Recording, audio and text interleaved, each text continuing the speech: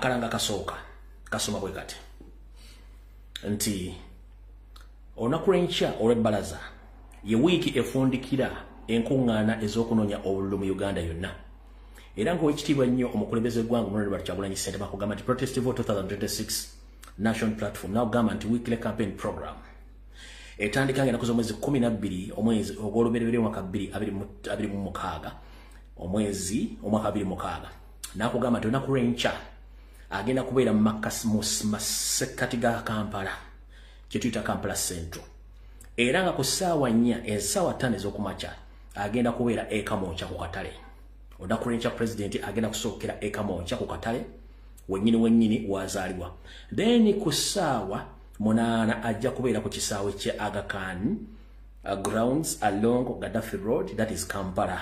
Kati abategezeza mwena mubeereyo nabagamba New Uganda is now kekana akalango nabagamba New Uganda is now mwena abatamanyi ku kisaawe kya Aga Khan bw'otuuka vajova otuuke ku Kampala police station tokwata luguudo lwa Sir Apollo Kagwa jangu oyite ku muzikiti gwa Kampala mukadde wakati awo oyite ku police okire ku kikubo ekiyitamu ne kiggwa ku Road Movement Center oba ekigwe Makerere ku Hamu Tower bw'ova Makerere genda ku Hamu Tower okirire mpaka wonosanga essomero lya Aga Khan guli ku kubeere bw'oba oli mu kibuga wakati gende wa Kisekka otambula akatale ka Kisekka okuva katandikira ogendere ddala ku ddwaliro mugenzi Dr. Samson Kisekka gye likomekkereza ekyo ekibangirizi kyolaba wansi essomero lyaki lya Aga Khan ojja kuba otegeddewo bulungi nnyo buli omu ajja kuba ategeddewo kati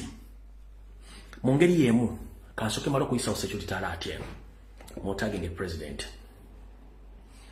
Mr. President olukiiko oluteesesefwa National Platform ndi wano okuloopera mu ddakiika nga nambadde nzija nenfuna information entegeeza nti DPC wa Ward Kampala apulaninga okukubulookinga obutasobola kukuba lukuŋŋaana ku Aga Khan playground era ateeseteese okusula nga adiployinze abasirikale mwena mujjukira nti president wabadde atambulidde wonna kubaddeko emmotoka ng'eva Ward Kampala cantrover kubaddeko emmotoka Ward Kampala ebadde kuba president ya gas n'omubulookinga kati DPC wa Ward Kampala apulaninga enkya obutakkiriza mu kulembeze kukuba lukuŋŋaana ku Aga Khan era asuza amaze okudiployinga ba detective abali mu ngoye za bulijjo n'abasirikale obuyinza obutakkiriza kukola ki president kuba lukuŋŋaana so DPC buno makanjala bokuweeza mukulu DPC esigadde ennaku mbale nnyo amanya gatugamanyi family otugimanyi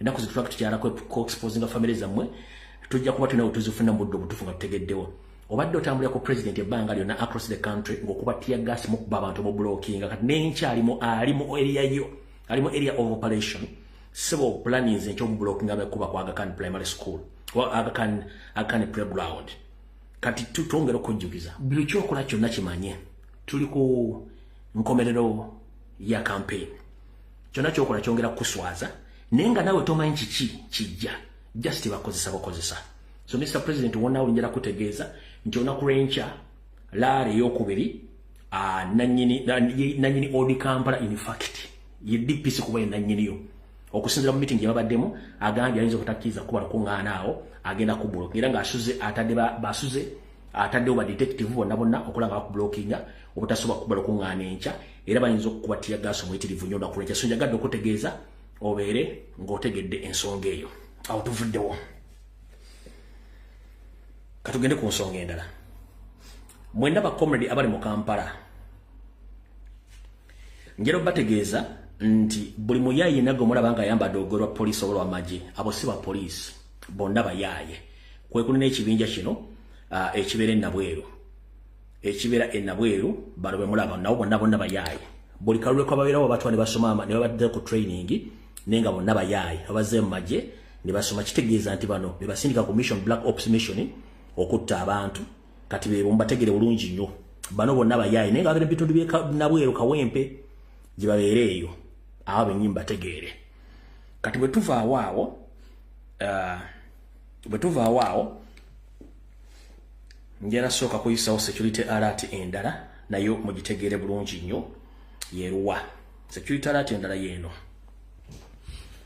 era njala mbeera aweya njala munkwate bulungi nnyo buno baka njala bugenderi bannayuganda mwenna abali mu Uganda n'abali mu diaspora omulimu guno gwenkoledde ebbanga eddene ate gwe ssuubira kulekera awo mpaka Uganda ng'ekyuse ngufunyemu obumanyirivu ngusanzemu obuzibuzibu naye mbugumidde kubanga buli kyenjogerako kyetuukirira kati ndi wano kutegeeza saagala olumwe mutwe saagala okwata essimu oyombese omuntu eyatonze omwoyo gwe lwaki mu national platform tugamba nti it's a free entry and free exit mu national platform tugamba nti omuntu oyingira wekka era ofuluma wekka olw'ensonga tewali bakuwandiika ng'oyingira n'oba ofuluma tebalina bbaluwa gye bakuwa era gwe bw'ogenda ne weetunda oba weetunze nga ggwe oba tolina gw'otunze nze okuvaayo bakubiranga ttooki mu bantu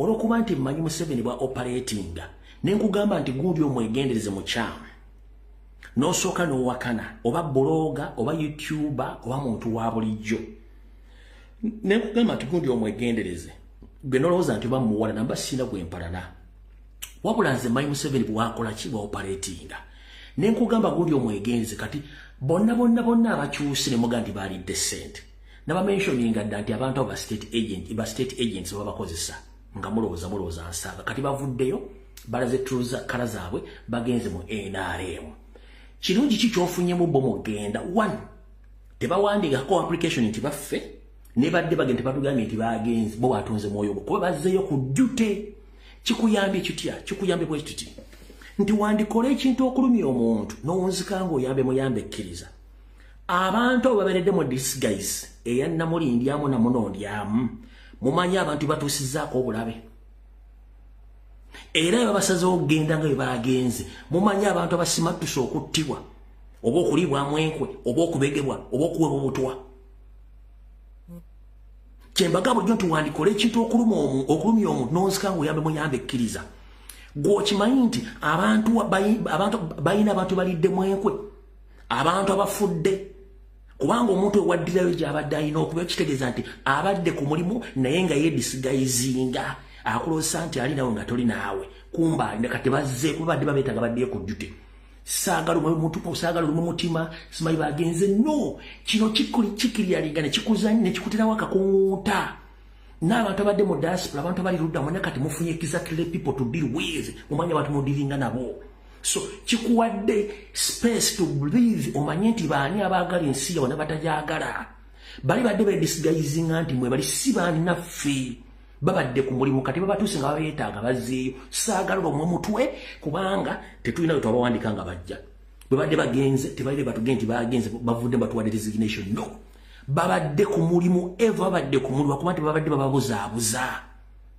okitegedde babadde bababuzaabuza nga banoonya maanyi gammwe namba yammwe sapooti yammwe ne ssente zammwe kati bakuyambe bagenze kitegeeza nti abantu abo owonye eri abalina feelings ezibalinga ez'enkoko nga ye bw'alaba omuntu aliko online amwanguyira nnyo bannange omuntu oyo mwagala nnyo tomanya kiki kituufu kimuli mu mutima kati babakolaze side entuufu kitegeeza nti owonye then find out more abali babadde mu disguising ezo basigadde bameka osobola kusurviving otya kino kikuwa n'obuyinza okumanya nti kati ani gwe nnyimirira naye tokaaba amata agayise tebagayitira kuba takugambangako nti wammwe takulagangako na kaadi yatandise ddi okuwagira byayogera kati kyonga abali tabimanyi kyenkugamba nti mubeere bakkakkamu mwayambiddwa buyambi bw'okumanya nti kati empe omusempe wentereevu enkiriininge mutegedde abantu abo bekyovula nti kyangu nnyo omuntu okuwa obutwa nga totegedde ngolooza muntu munno kumba kisolo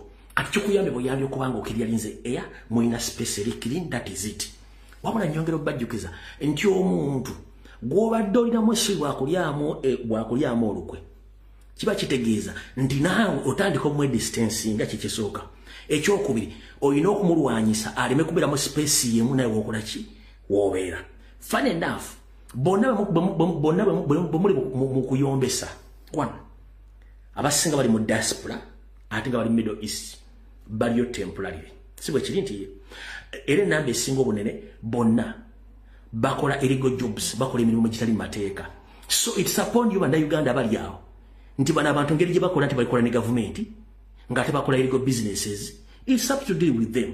Kubanga mukimanyi bulungi yo atakulekera ndondo mulekera ennyanja ekutteomera. Sente zaabwe bazikutte. Eyatambuziza sente za Dubai ngenda mu bagamba. Wabula kyenjagala muulye bulungi nnyo. Gwe munna Uganda yonna gy'oli weewale nnyo ba influencer b'oku social media. Weewale nnyo ba influencer b'oku social media. 90% the influencers are state agents. Nchiddamu 90% ba influencer ku social media. Both abali mu diaspora n'abali ku wansi mu Uganda ba state agents. Naye benjagala mwewale nnyo okusingira ddala be bayita ba property developers. Ba property developers mubeesonyiwe era mubeekengere nnyo. Kati omukulu eyasaasanyiza ssente e Dubai bamuyita Kulisirule. Omukulu eyatambuza ssente za state zituusa bamuyita Kulisirule. Kulisirule ono yabadde yeeyita nnyo influencer ng'ayogera nnyo ku mukutu gwa Ibulake Mukasa. Ono yajjira mu tteeke nga influencer ng'ayinsipalinga abantu mu properties nga influencing abantu mu kugula n'okuzimba amataka ne mu business ventures. Kati is a full state agent operating at both local ne ku international level. Buli muntu ekitono nnyo bamuletedde dola wazindabye 10,000 eyalese sente ezo yono. Yoyo mulabuluji. Kati go wenda badadiringa nono mvubuka. Ono mvubuka state agent kati. Bulungi operative. Omula bulungi nyo. Oyo mwita Kulisule. Yasaasanyiza sente okuzileta muki okuzileta Dubai yoyo. Kati onabadde influencer ng'ayogera ebintu by'ogula amataka okuzimba okola business ez'enjawulo oyo gwe bayita Kulisule. Yalese sente ozileta Dubai zisaasanya. Era nga bwe mulaba yatandise okukyuka yafunye dollars 10,000 cutters of this gentleman nenga kati full operative owa state oyo yazilese. Abatamanyi maloboozi gena bw'ayogera yono wano. Tambula yoyo lya weeyise ng'enfunayo. Tolina kusuka kunfunayo.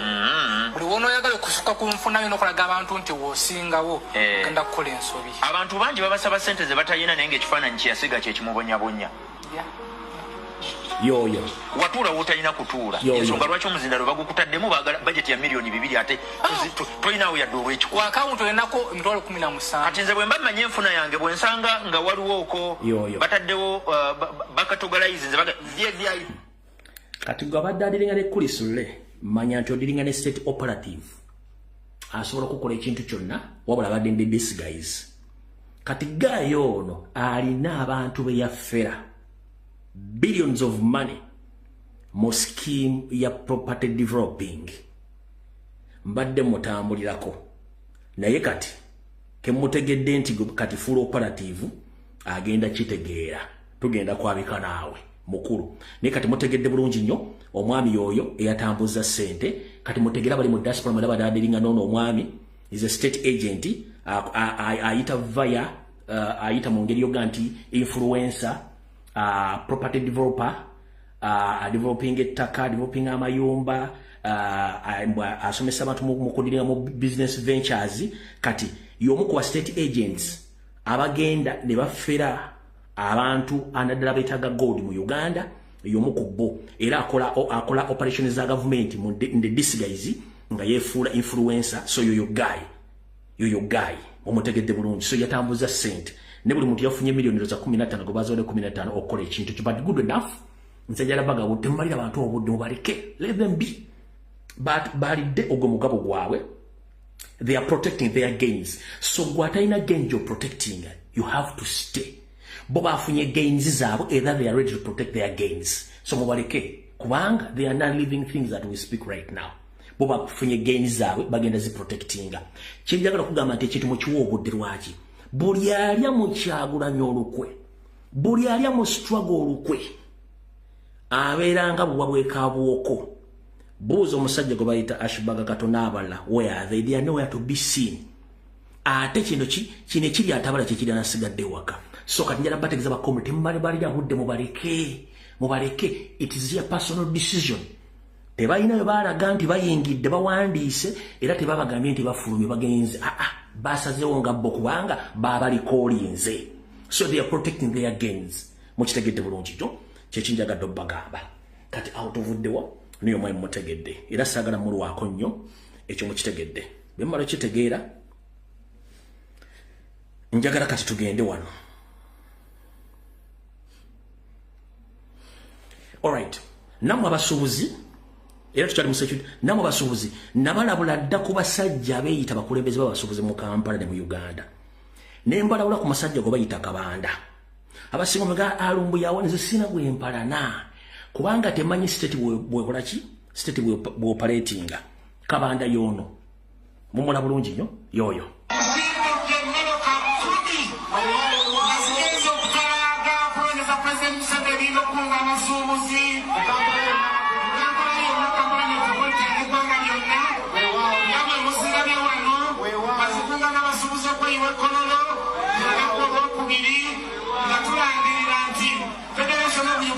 Association is ikuta tuliwamu nabo abagala okuna emirembe mu ggwanga lino. Alright, mutegedde. Kati awo tuvudde ku security alert tuzimaliriza. Okujjako ndowooza kanyongere security alert. It's not a security alert, just to remind abantu batakitegedde. Nakyo kankifundikiremu kiveewo. Alright. Mungambire mukuru Christopher Damolira ne Major General Emma Kuteesa n'abazadde b'omukulu omuvubuka gwe basse gwe bayita Alex Kanabi. Mulabyeko box abantu gwe baakabidde gwe bayita Alex Kanabi. Alex Kanabi abadde ku national team ey'ebikonde.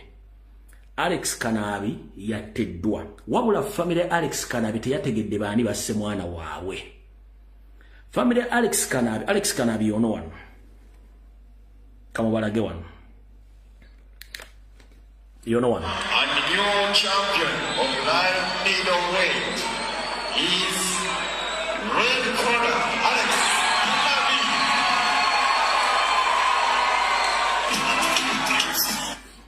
Yono wano Alex Kanabi.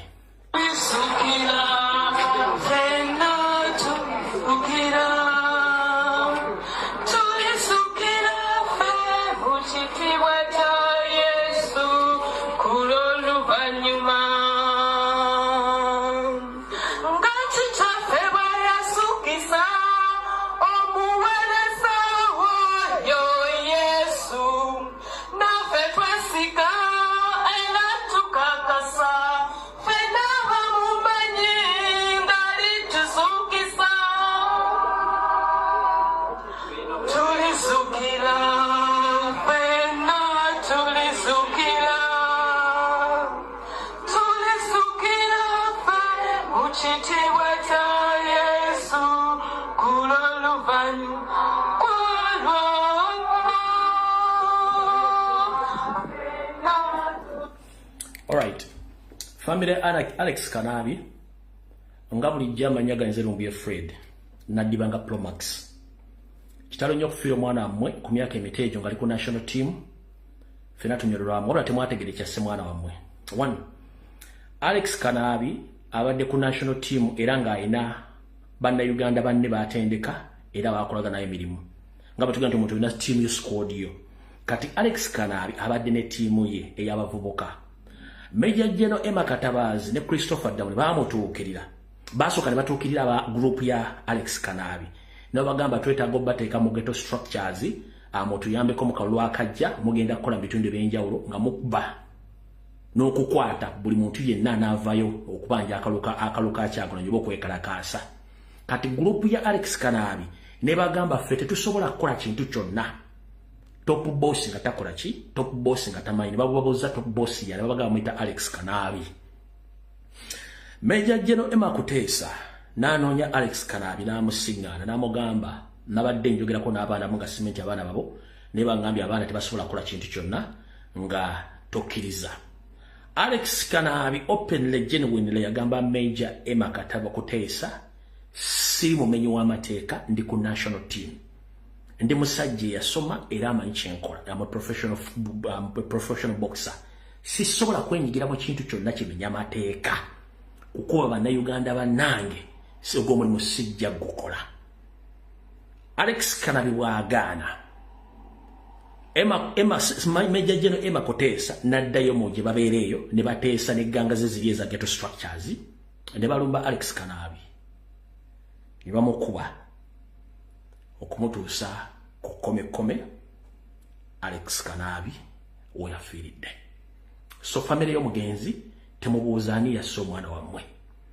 Eyasse omwana wammwe ye Major Emma Kuteesa ng'ayita abavubuka be aba ghetto structure. Oluvannyuma lwa Emma obumanyirwa Alex Kanabi okugaana okwenyigira mu bikolwa eby'ekiyaaye n'ebyefutwa eby'okuba bannayuganda mu kalulu akajja ku lunaku olw'okunagenda ku z'omwezi 15. Muganda wange mmanyi oyinza okuba owulira ne famire ewulira wonna w'oli ofudde oli muzira tolidde mu nsi y'olukwe ne baganda bonna obadde okozesa baadde bakugoberera ebikolwa byo n'ebigambo byo era tebakkiriza kukolagana kitundu kukolagana bantu batujjwabo abaviiriddeko gwe okujja kubanga baategedde nti osobola oba exposing somehow somewhere. Muganda wange kye kyakosiza wumula mirembe tulisinkana kubanga ffene enjawulo ya budde.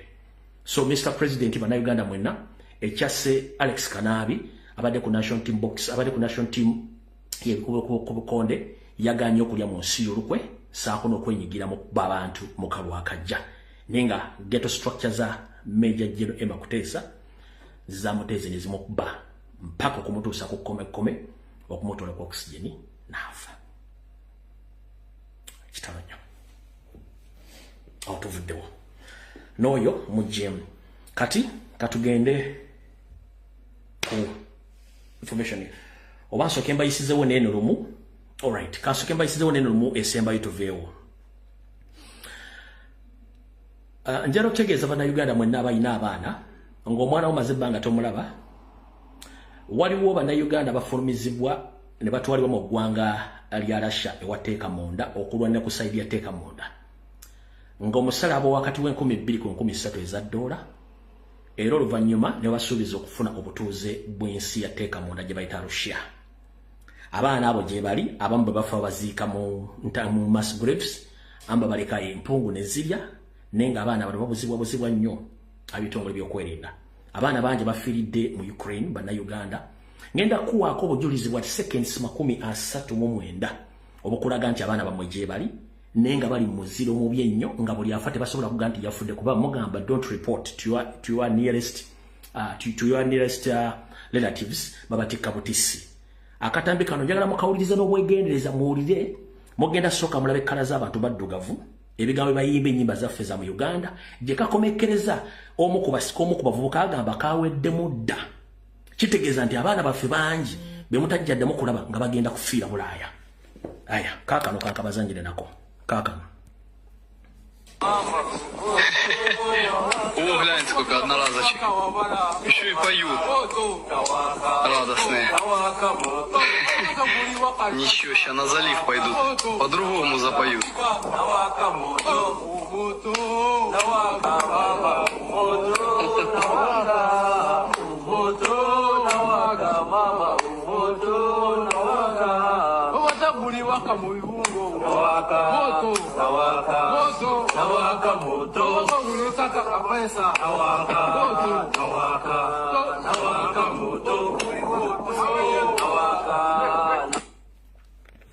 Ndoza ekigambo kawedde mukiwulidde bana baffe bana bannayuganda be bali mu bintu ng'ebyo. Alright, kati mbuterevu akatambi njala katandise katya. Tusigaza ennaku ziringa 3 okugenda mu kkuba obwennya. Munnayuganda yonna gy'oli nkulamusizaako nga tonnagenda kugyeko kakongweko oba tuyagala ggwanga lyo genda ogyako ku kakongweko ku LC2 ogende wolondera. Noba tokasanzeeyo bw'obanga olina ennanga muntu yo ng'omanyi wolondera keera ku makya ngenda ku z'omwezi 15 saa 10 mwezi okumakya ogende ku polling station erinnya lyo gye liri ogenda kulonda.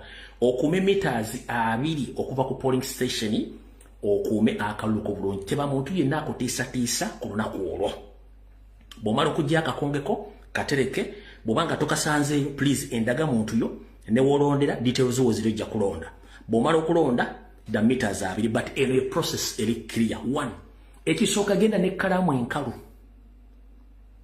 oba funa peni y'omwana wo oba funa peni y'ogenda okukozesa. Wano tulina information depends electoral commission zivaako langi amala n'avaako kale emala n'evaako kozesa ekkalaamu oba peni bw'omala okukola ebintu ebyo ng'omaze okutiikinga then the bali kati ekikulu kikino wano mukyumpulize bulungi nnyo ku lunaku olw'okulonda essimu yo gye tuyita smartphone ya mugaso nnyo n'okusinga ekintu ky'olowooza ku makyanga baggulawo we mulondera ebintu byonna ebirondesebwa bireetebwa ne bisooka bikozebwako accountability embalirira obokisi buze bumeka obulo bugenda okulonda buze bumeka ebokisi sinsumulule nti ye ebintu byonna mu recording mu ka video mu malo recording mutandiko bisaasaanya tize ku polling station wende nolide balesewo bokisi bubadde butaano nti ye balesemu obutobo obulu badde butaano yenga bona buli recorded ba polling agencies bafe basayininga ne ba witness abade basayininga kitegeeza ezo records obozirina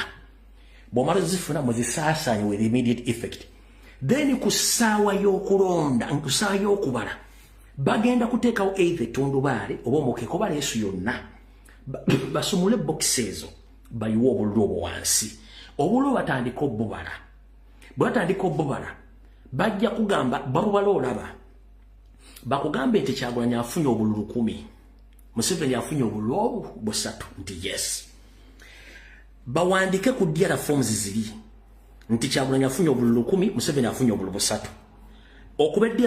okubeddiara form ebifaananyi ne incidents oba situation returning officer ng'alangiriza ka video ako ka recording bw'omala ka recording kasaasaanyizewo immediate effect bw'omala okasaasaanya mu banno then bakuweddiara form osigazeeko copy tusuubira nti ba RDC police n'amagye bayinza okwagala okubba DRC forms ezo niyo olulego oba ofunye DRC form eri clear wabula wuliriza kino bwe banga baleese obutabo butaano nga bebalonze abaliwo making sure nti obutabo bonna bubaliddwa obululu obulimu making sure nti obululu obubaliddwa bwenkanankana n'obutabo baleese bwe tebwenkana ofika obululu babusigadde onamu buli recording osigadde obutabo 3 obiri we bulonze bubalansize nti kyekyo then saasaanya video ezo.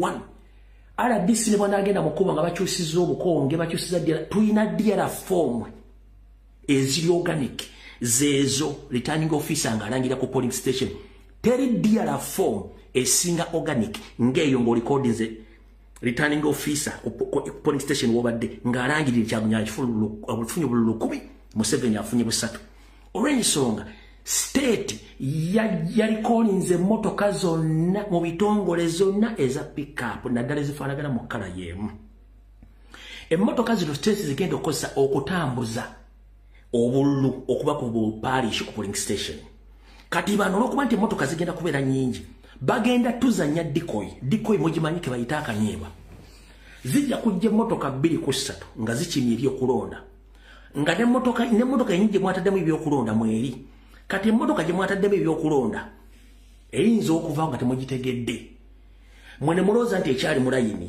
kumbe yeegenze kati mugenda otuuka ku district nga muwoze emmotoka weri kumbe bali balina gye bakyakyusa DRC forms oluvannyuma nejja ku district yensonga lwaki nti obululu bwa district obusinga obungi bulwawo okujja bano bakyali babeera mu kkubo nga bakyusa DRC forms kati bano ekyo nakyo mukiteeke mu bwongo mukitegere wabula ne banaatwala DRC form ne bazikyusa gwolede olina organic DRC form eri recorded ku polling station gisaasaanye downloading a bit chat ogikozesa mu kusindika message n'okusindika ebifaananyi okwetoola wona mu ggwanga tufune buli kimu kyetwagala nyongera okujjukiza nti buli muntu omulonzi yenna oli tale center esobola okuŋŋaanya evudde mu kulonda awo tuvuddewo kati Mr. President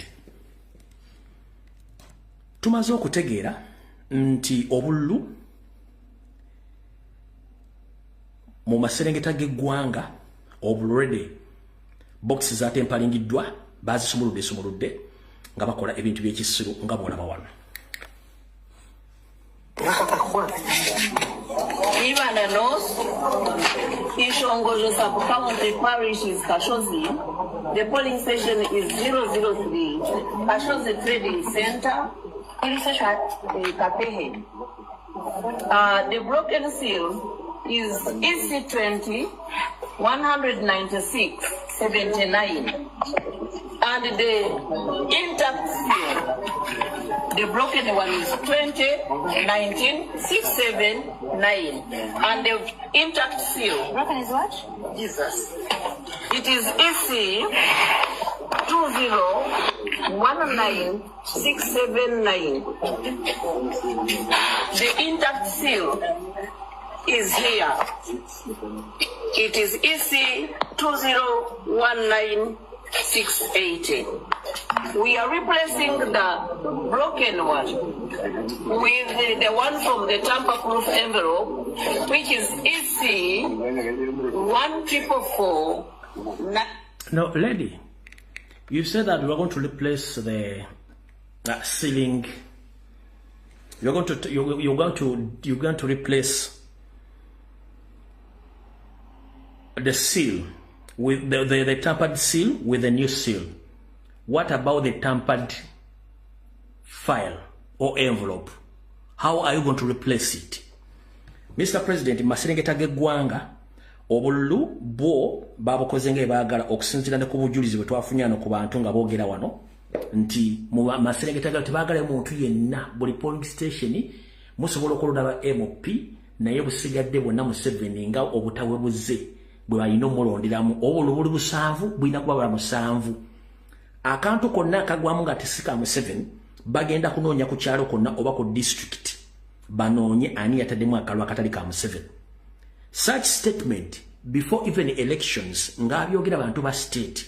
Simon Byabakama, how are you going to come out publicly and you announce your boss nti awangudde already tulina obujulizi obulaga nti ba state agents box bazisumuludde dda ba publicly bajja ne boogera ebintu ebiraga nti ensi already mwabyedde obulu kati such statement ulya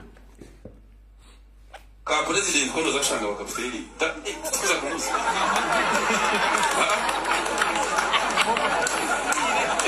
chirumu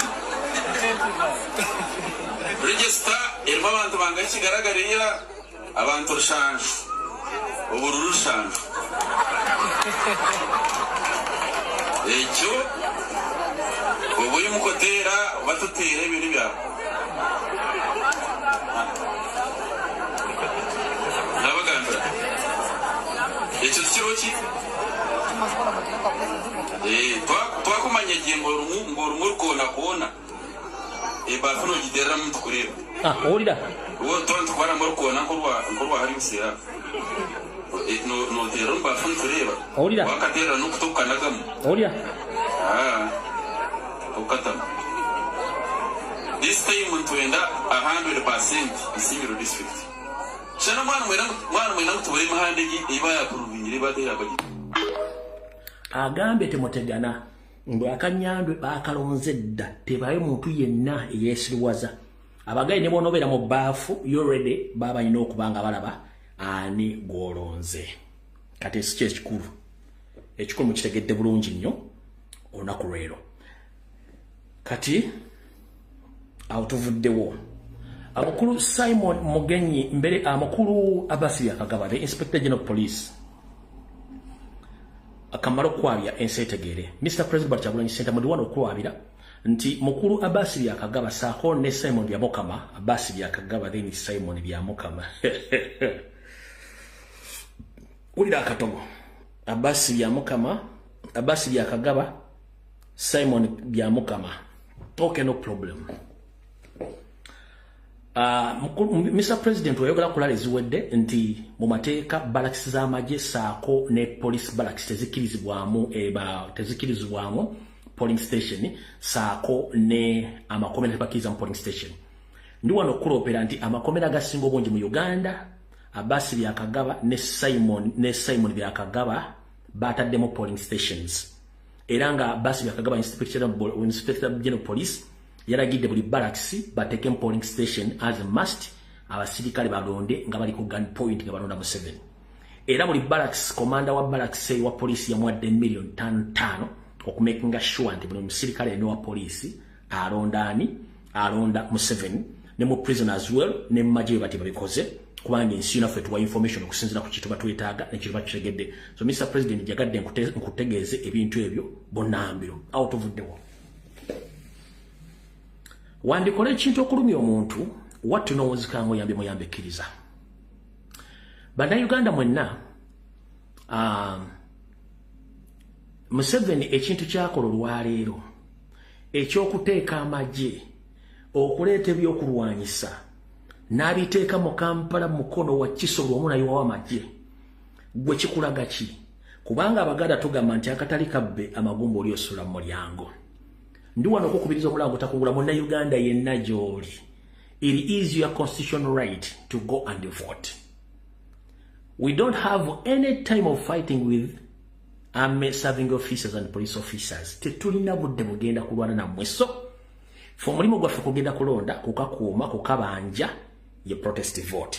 Gwasubira tulina utawo ne police n'amagye gayiwa. That is time wastage. Fere tulina budde. Ekyo bakiyita intimidation. Ate mu old style, mu old school style of Museveni kibira kyakutiisatiisa bantu. Ekyo tekijja kukola. Ffe tulina budde bwammwe. Munnayuganda yonna gy'oli ne bw'olaba emmotoka ng'eriko ennyindo 7 emipiira 85. Don't be scared. You are less concerned about that. Obalesa abasirikale bameka tebakukwatako. Genda olonde mu bungi osigale ku polling station. Ffe tebitukwatako. Nga bw'ogenda ku makya ng'ogenda kunoonya ssente nga tomanya ani agenda zikuwa, genda ku makya ogenda olonde. Tofa ku magye, tofa ku mundu ze bakutte, tofa ku ki, kubanga togenda kulwana musirikale. Ogenda kulwana mubbi wa kalulu. So I'm here to inform the forces. I'm informed that Museveni has already bring in some forces from Central African Republic, South Sudan, Kenya, Tanzania, Rwanda, as well in Congo. But for us, we are not at war with Museveni or with the army. No. We are using our constitutional rights of changing power peacefully. So Museveni, you deploying forces from different countries. We are less concerned about your deployment. For us, we are using our constitutional right of voting. So those scaring tactics, the world is changing.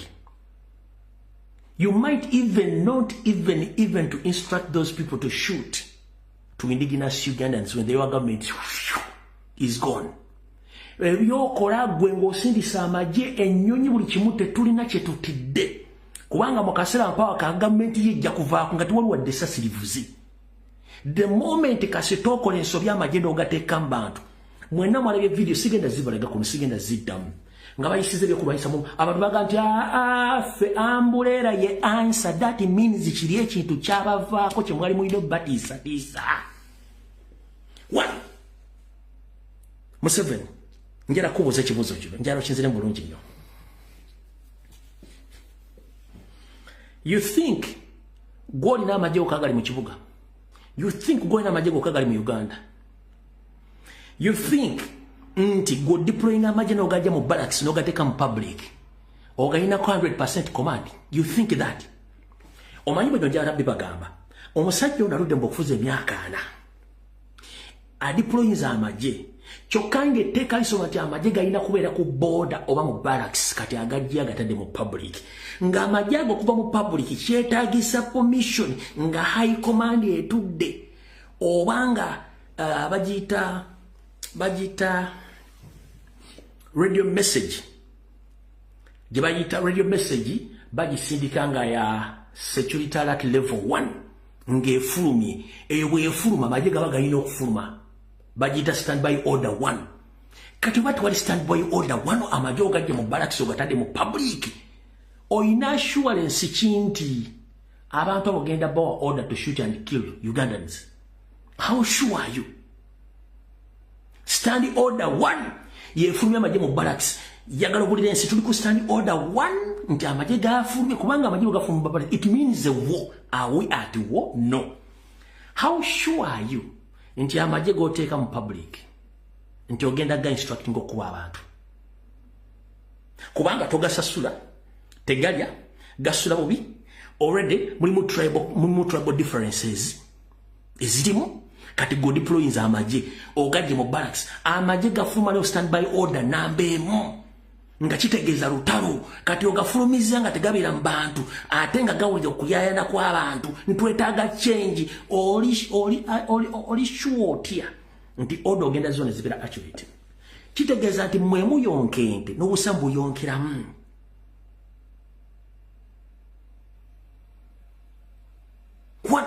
teri muntu n'omu atidde majje kyekisooka abo bannayuganda abasasula omusale mugeba kuba amasasi bumutiisetiise ate mwerabira mangu emmotoka za Uganda zonna ez'amagye tuzimanyi langi eriko mwaleese emmotoka nga ziri visible si za mu Uganda tukimanyi and we know how to deal with the foreigners kala zaabwe tuzimanyi tumanyi bwaba deployinze buli omu tumanyiwo but okimanyi nti osobola okuwa order ku lunaku lwa protest vote government yo nevaako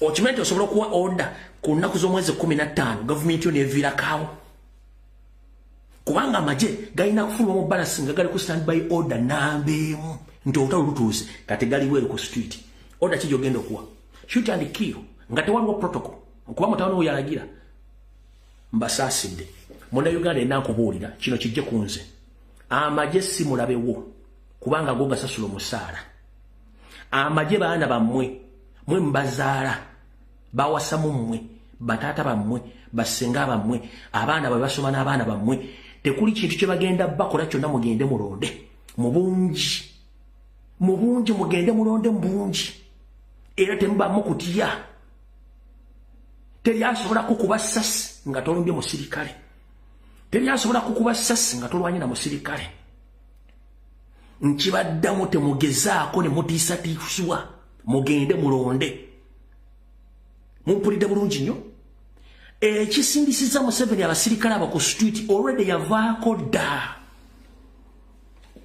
Museveni yavaako dda kyekimusindisiza amagye kubanga bannansi baamukoowa n'amagye gennyini gaamukoowa Uganda y'abannayuganda si abagwira abannayuganda bagenda kwesalirawo eba RDC boogera bonna byonna byabuyaaye atatidde tayogera we bagamba nti atali kutambulira akusibire y'amenvu kasajja katono kanyomera bitala wa mugga bakomuli mwe namba suubira bannayuganda mwenna temutya ebizibu byamwe byonna bikoma 15 genda olonde teri muntu agenda kukuba ssasi kubanga abalina emmundu ezo bannayuganda tekulina omuntu agenda kukuba ssasi genda olonde awo tuvuddewo kyenjagadde obbagamba kubanga siffe tuli bunkenke yali ku bunkenke baafulumiza abaana bawe bonna in fact n'ennyande kankibagambe kino kuno kwoli nina intelligence eŋŋamba nti bw'omala okulonda immediate akanyonyi kakulinze ogenda kufuluma eggwanga eryo. I'm here to inform the international community, to inform all our comrades in Uganda as we speak right now. I'm here to inform you that after, on the polling day, that is 15th Thursday next week, Museveni, after voting, is going to board a chopper and leave that country with immediate effect. So whatever happens, get to know that Museveni is not that country. Ajakuba do same talim. As well as the digi, ainzo kuba talim. So kati mwena bakole ekintu ekyo bafuna command mukitegere nti nyanja tajja kubaamu olumala okulonda nga afuluma. Museveni kuno kwoli nkimanyi okimanyi nti nkimanyi nafunye intelligence olumala okulonda mukazi nga mudduka. Kati already eggwanga ojja kuba toliimu ate amagye mugafulumiza mwasomera wa. So ekyo nkibategeeza namubenga mukimanyi bulungi nnyo. Kati awo tuvuddewo. Ebisigadde tugenda byongerako mu maaso awo katono. Alright, Mr. President, nakano mpozi kankayiseewo. Kuna kolokubiri ogenda enansana okuwayo campaign obala legenda okubanga efundikira. Wabula waliwo omukulu bamuyita Sempagala. Ne group ye eyaba boda saako ne Goto Structures. Mbuba planinze okutta oba okutemula. Omukulu ono Sempagala agenda atambula ku boda stages nga afuna abantu n'aba state operative nga bagenda kutuusaako obulabe lwogenda okukola laale ku enansana. kubanga bakiplaninze nti bo baagala kikolaawo era nga Terra Center yabaji bakosa Terra Center bagitende omwami ono yono bamuyita Sempagala mwena bamumanyi yagenda ogezako create okunganya baterrorist be bamuyita yo Sempagala yenna manyi Sempagala wali amugambe twamutegedde nansa na president ajja tana kyagenda kola tona kyogenda kola kati bulobaka njala busindikira bana Uganda mwenna waliwo mwanyi naffe era comrade munaffe era nga member parliament comrade Naloz alina omukolo gwe yabaddeko ndowooza era bamuyise nga candidate wabula Naloz olwokuba ndowooza oba nkigambe nti bamusituddewo lwakakofiira oba lwa tribalism oba lwa socialism. One, nyongera okubira omulanga bonna bannayuganda tusigale nga tuli bakakkamu ekikutobudde kigenda buta mwanyinaffe ne Naloz kino ekikolwa kye bakoze kikufuule mugumu nnyo nti eno generation y'abaana abantu egenda kuvaawo generation yaffe ejjudde kwagala na kwegatta generation y'abasajja abo n'abakazi etasobola kukiisa bannayuganda kwegatta nga bo basosola mu byana n'abaana egenda kuvaawo ate mu Uganda empya ebintu by'okusosola bigenda kuvaawo kubanga president yakikoze okubinaitinga Uganda kati gwe musajja mukulu ne mukyala mukulu aba asitudde ni Naloz ku ntebe ne mujja ku mukolo oba nkofiira gy'ayambadde wamutegedde nti wa national platform wandikola ekintu okulumya omuntu n'ozikango oyambe muyambe ekkiriza. One, abantu abasinga omunyi batebategeera nti abantu bano bwe tubaga ebintu nti abantu bano basuze tebategeera bwe bamukubira essimu ng'ali mu baasi bamugamba waaye oli mu baasi olina nabaga ndi mu bw'omu nga baasi ejjudde bantu be bano bennyini. So comrade Naloz, please, with the due respect, take a heart, stay strong. Kyetulwanirira okimanyi bulungi nnyo byonna bijja kuggwa kye baakukoze kikuwa ekyokuyigirako nti tulina okulwanyisa abantu bano empisa zaabwe zitwe abakadde bakyalina empisa ezisosola kubanga ffenna tuli baddugavu tuli bannayuganda tewali kusosola. Omukyala bamukoze ekintu kyo mwakire bulungi nnyo yabadde ku mukolo era njagala okukobaza nnyo ni Naloz tewakoze havoko yonna tewayongera muntu yenna era tolina gwe walwanye naye wadde omuddiza ekigambo wasituse bulungi gently n'otambula. So gwe mukazi gwe yabadde mu vidiyo ne musajja gwe omuntu bw'omukwatanga n'omujja mu kifo waatudde n'ateekyanga n'atayogera kigambo kyonna kuddiza okomekkereza gw'oswadde lwaki? One, baamuwadde invitation oba yazze ne bamuwa entebe kitegeeza nti y'okusitukawo yakuwadde ekitiibwa mu busiru n'avaawo n'akulaga nti gw'oswadde. So kano ke katanga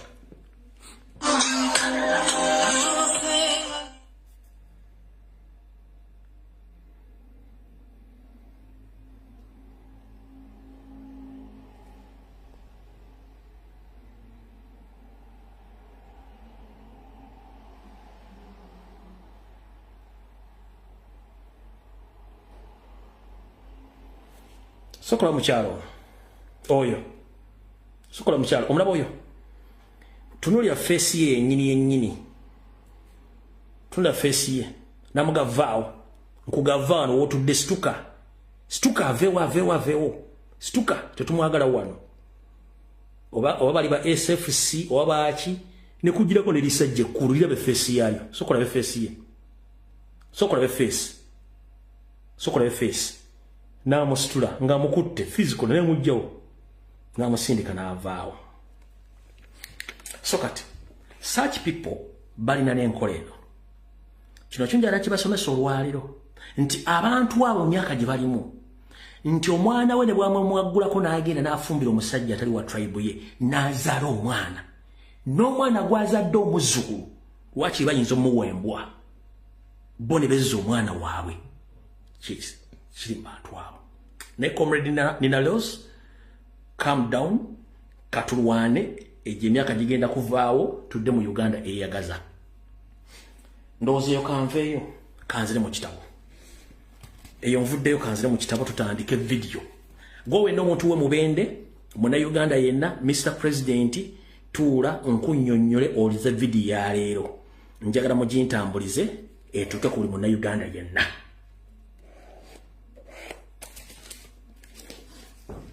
Ennaku z'omwezi 11 omwezi ogw'Olubereberye omwaka 2026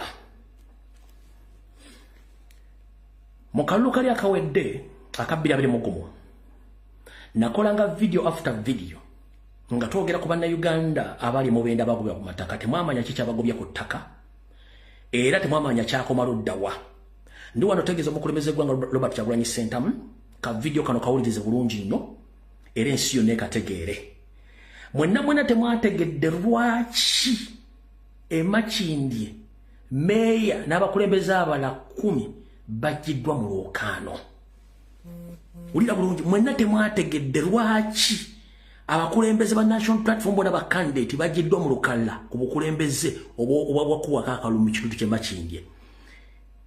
Information njikuleetedde jiwulirize bulungi lwaki babajjeemu. 1 mu Makindye division mulimu office 2 nga teri MP agimanyi, teri parliament office nti egimanyi, teri munnabyabufuzi agimanyi. Exclusively ogenda kujja na information. Ensonga lwaki baleese oyo omusajja omusomaali Omar okuba nti kati yayisewo unopposed. Babadde ba protecting theft of the century.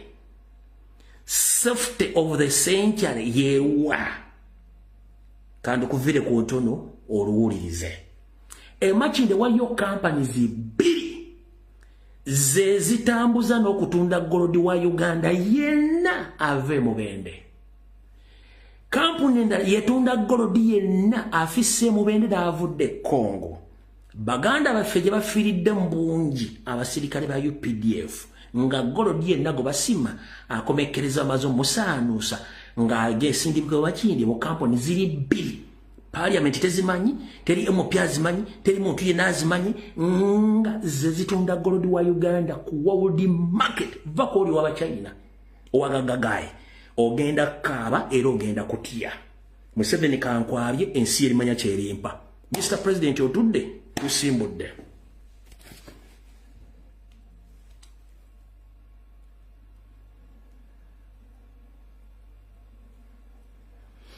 Mumpitano mchana go bayita Samo Njuba. Bamuyita Major Samo Njuba. Abere ku VTN. Tusimbudde. Ensonga lwaki bajjemu abakulembeze ba National Platform bonna babadde tebaagala muntu yenna wa opposition kutwala Makindye olw'ensonga kyabadde kijja kuleetera Museveni obuzibu ne Salim Saleh ne Jenne Muhoozi okudiscoveringa kampuni zino ezibadde zitunda gold wa Uganda. Uliza bulungi ensonga lwaki Makindye abakulembeze ba National Platform bona bajiddwamu akakiiko k'ebyokulonda ne balekamu muna NRM omusomaali Mwami Umar abadde chairman olusitu ne chairman olusifiri gye buvuddeko ng'akiikirira mu yenge eyo. Kino kyembadde temumanyi. Ulira bulungi nnyo. Mu Makindye waliyo office 2 companies nga zino company za Janet Muhoozi, Salimu Saleh ne Museveni. Nga zino company zibadde zitunda gold yenna ave mu bende na ave Congo. Era company zino tezimanyikiddwako muntu yenna okujjako nze wano ne Museveni kennyini saako n'abantu be. Ulira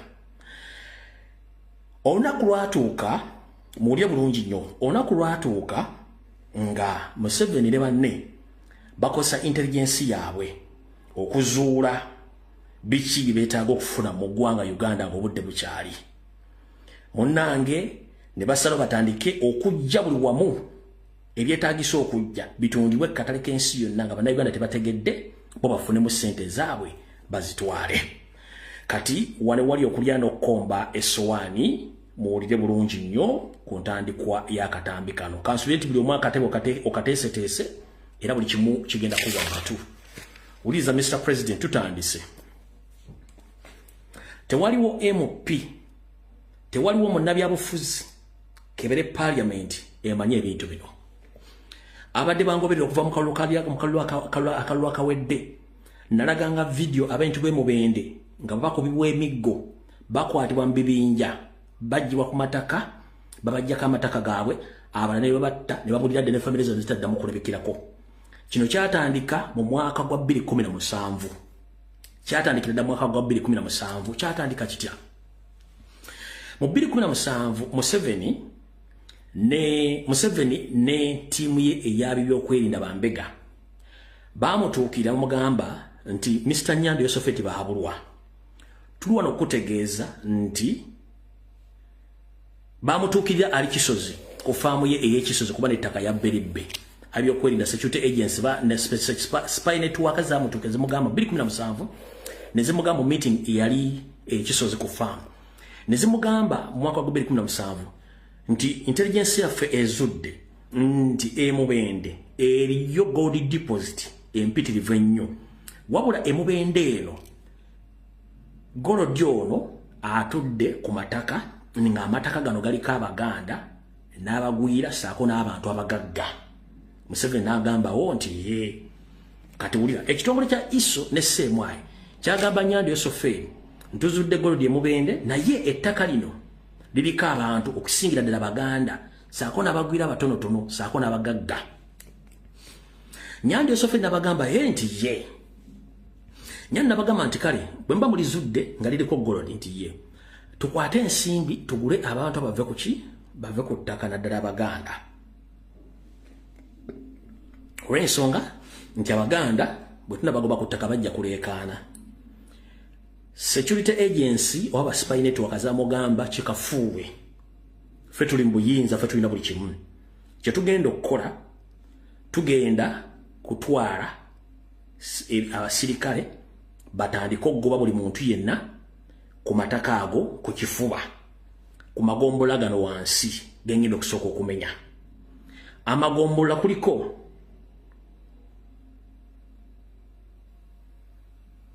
egombola ly'e Bukuya, egombola ly'e Bukuya lisooka, kuliko egombola bayita Kitimbi. Agamagombola abiri ge gasooka ge basooka ne badiscoveringa mu gold deposit. Amagombola abiri mu 2017 Museveni n'ategeezebwa nti gold ono gwe tuzudde gold ono magombola ago nti mungi nnyo naye kye tulina okukola tulina okugezaako nnyo okuleeta wano ba archaeologists batandika okunoonya ku bitundu ebiriraanye kuba tuyinza obbagoba ku magombola gano ne tukizuula nti ate gye tubasindise ane gold gyali. Museveni n'alagira ebyokwerinda bagende bafune ba archaeologists bagende ku ground bakole ki banoonyereze ebyalo ebirala ewali gold. Kati mu byalo ebyasooka okuzuulibwamu gold mu magombola gano abiri gemba gambi kuna abegundi kwebulya kwembere kwemuli mu 2017 mwenna bwembere kuliko Lujinji kyali kyasooka okuzuulibwako gold ng'ovudde ku magombola gali Lujinji A, kuliko Lujinji B, kuliko Lujinji C. Byebyalo bisatu okwasooka okuzuula gold. Naye nga ate jjukira kubamala okuzuula ebyalo eyo magombola gali baddamu ne bazuula ebyalo bibiri magombola ge gamu ago. Olya bulungi nnyo magombola ge gamu ago. Magombola ago kwaliko ekyalo kye bayita Kampala. Kwaliko n'ekyalo kye bayita Lubaali. Byebyalo ebi bitaano bye basooka okuzuula magombola gano abiri. Kitimbi ne Bukuya.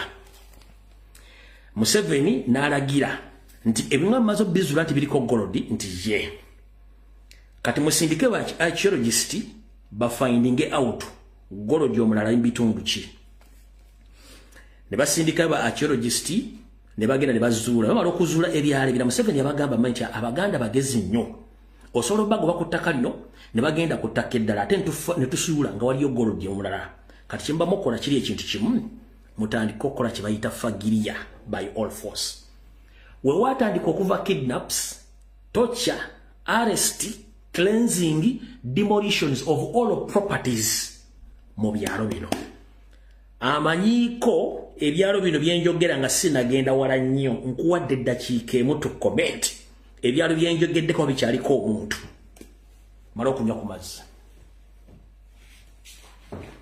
mbawadde comment section siriwo situnuddeeyo eno information gyenkuwa egenda basiikuula emmeeme amanya amagombola genjogedde n'ebyalo byemmenye nga sinagenda ku party 2 biwandiika awo nti byenjogedde either bikyamba bituufu nga ngenda ku party 2 endala wandiika awo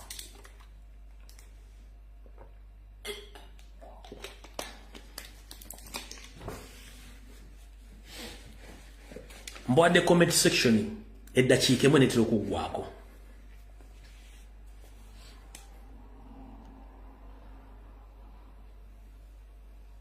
mbawadde comment section njibalekedde 1 minute then you can proceeding and information mugenda kutya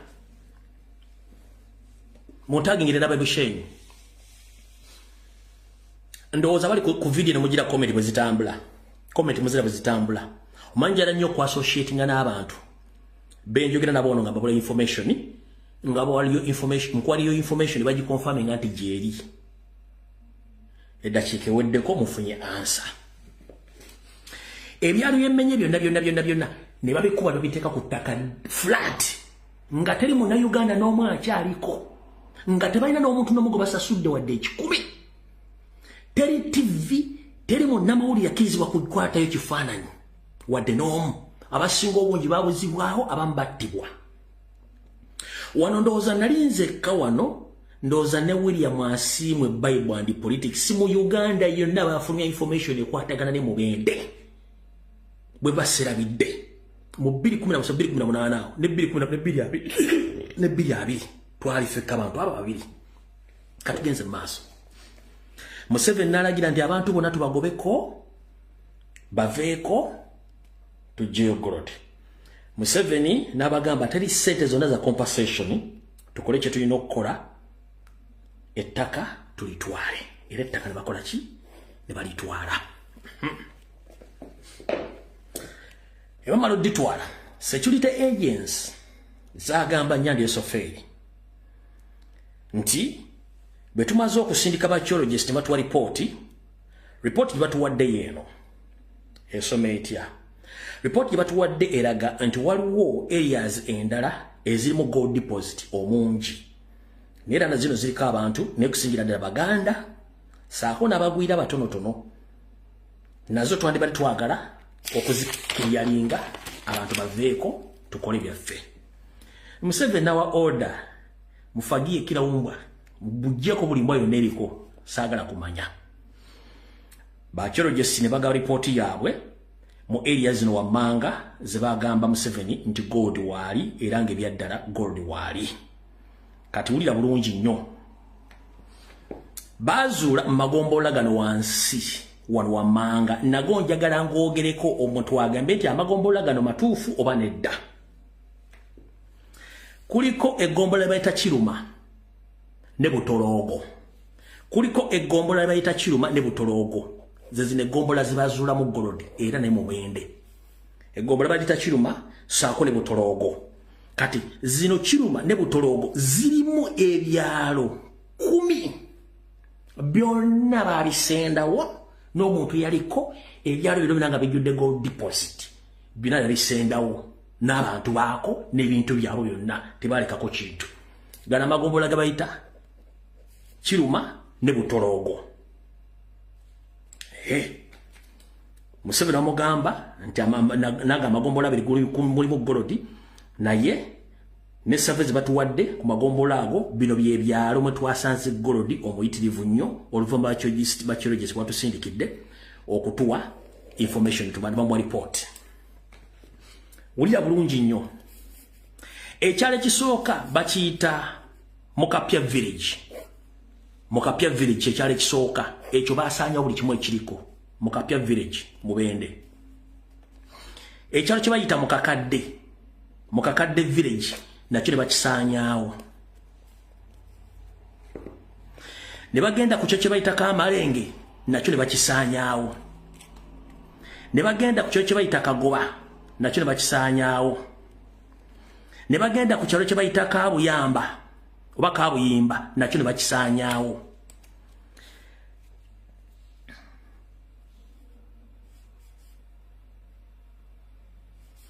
Ne bagenda ku kyo kye bayita Kamuseene nakyo ne bakisaanyaawo, oba Kamuseene ne bakisaanyaawo, ekyalo bakiyita Kamuseene ne bakisaanyaawo.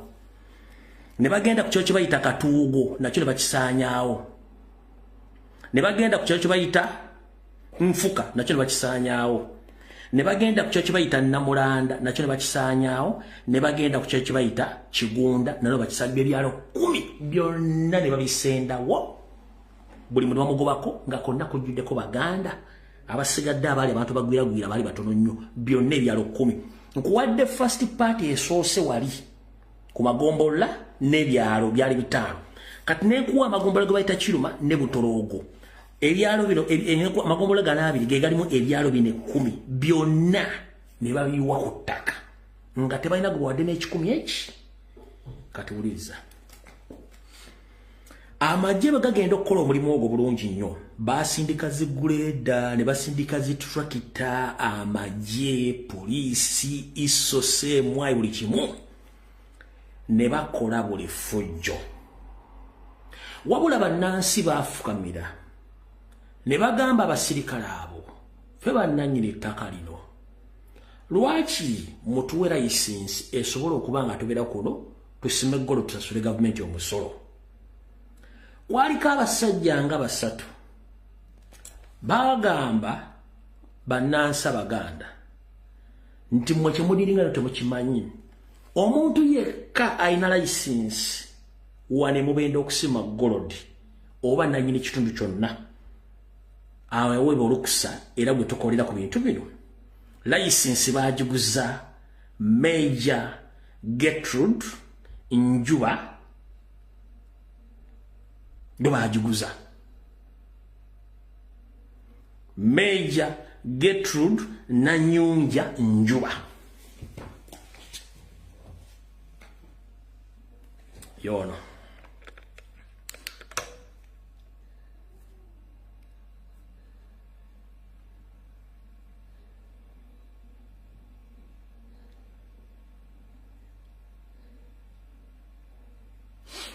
Omukyalo oyo Major Gertrude Nanyunja Njuba ye mukyala w'omugenzi Sam Kalega Njuba yali OFDC era naye enfaji yafa, yali matankani ng'empale za Museveni. Era omukyalo ono Gertrude Nanyunja Njuba y'omu ku baganzi ba Museveni nfanfe bayinamu n'abaana era nga kyamaanyi nnyo. Nze ebyange mbyogera kate ng'omusiza agule Siyani n'olunaku lwemugaga Katonda anziyewo nja byogerera mu ggulu. Major General Gertrude Nanyunja Njuba yayina license but in the disguise. Bawe Sam Kalega Njuba enfaji yafamu nga maze okuyingira FDC nakati gyali yeewuunya kiki ekyatuuka ku ki ku mukazi we. Naye nga Museveni amuyinamu abaana either balinga babiri oba kwomu nga amuyinamu abaana. Omukyalo bw'olaba abantu bonna baava mu nsiko, omukyalo nali ali yaddeko ng'omubi omweru mu myaka gye gyalimu ye ayina amaanyi, ayina buli kimu tumugamba nako yo Gertrude Njuba yayina license. Tukyagenda mu maaso, saagala mukaabe nabagambe tulina okulwana okuggyako bano abasajja nga bagamba mukyalo oyo yayina license ne right ez'okudiringa mu golodi emubende wonna. Basajja battu ne bakazi battu nga bakwata engugu zaabwe abasobola okusurvivinga ne bakunkuna ne bagenda. Bwe bamala okkiriyalinga wonna nga buli kimu kiwedde baddayo ne batula n'ennya mugamba kati muzeeyi tukoze tutya, tusobodde tutya okukuuma information ene nga tefulumye ku media, parliament nga tekitegedde, nga tewali ategedde. Wuliriza, tukuumye tutya information eno nga public tetegedde, bannabyabufuzi tebategedde, ne tewali ategedde. Museveni adaba operatives across the globe. Museveni kye yakola nga bagamba no wait, tulina omuntu waffe nga bagenda e Kenya nga basindika omuntu waabwe Kenya nga ayogera ne agent waabwe, agent nga muwa appointment gajja sinkana Nyandwe.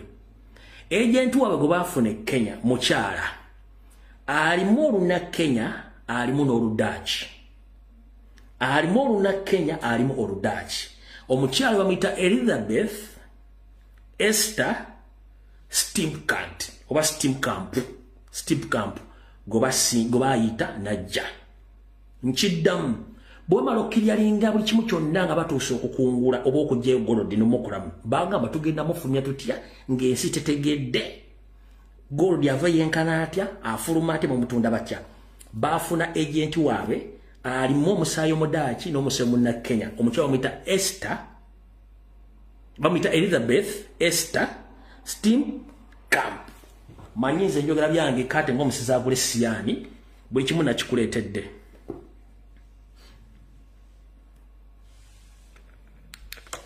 yoyo agent waabwe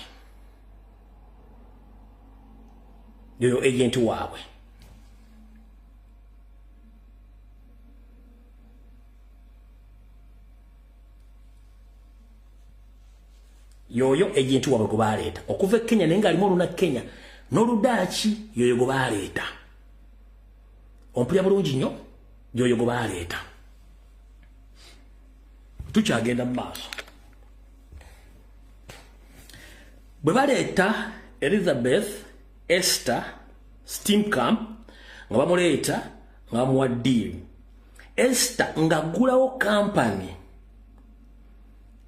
on behalf of Museveni's family company nga bagiyita Washa Lijue Investment Esther yaggulawo company gye bayita Washa Lijue Investment Company Limited ng'esangibwa ku Plot 4 Kamya Close Kansanga Machidi Kampala Division Kampala City muwandike bino ebintu tewali wogenda bisanga ku TV ku radio wadde muntu yenna manyine Museveni wali yetakula buli maawa Esther yaggulawo ate temugiggalawo temugjawo address eyo Esther waggulawo kampu bagiyita Washa Lijue Investments eri ku Plot 4 Kamya Close Kansanga Machinje Division Kampala District ndoza kati mutegedde lwaki baganya omuntu yeno wa Nuupu okubeera waawo Esther bwamala okugulawo kampuni eno kampuni batandika okusima golodi bamusaanuusa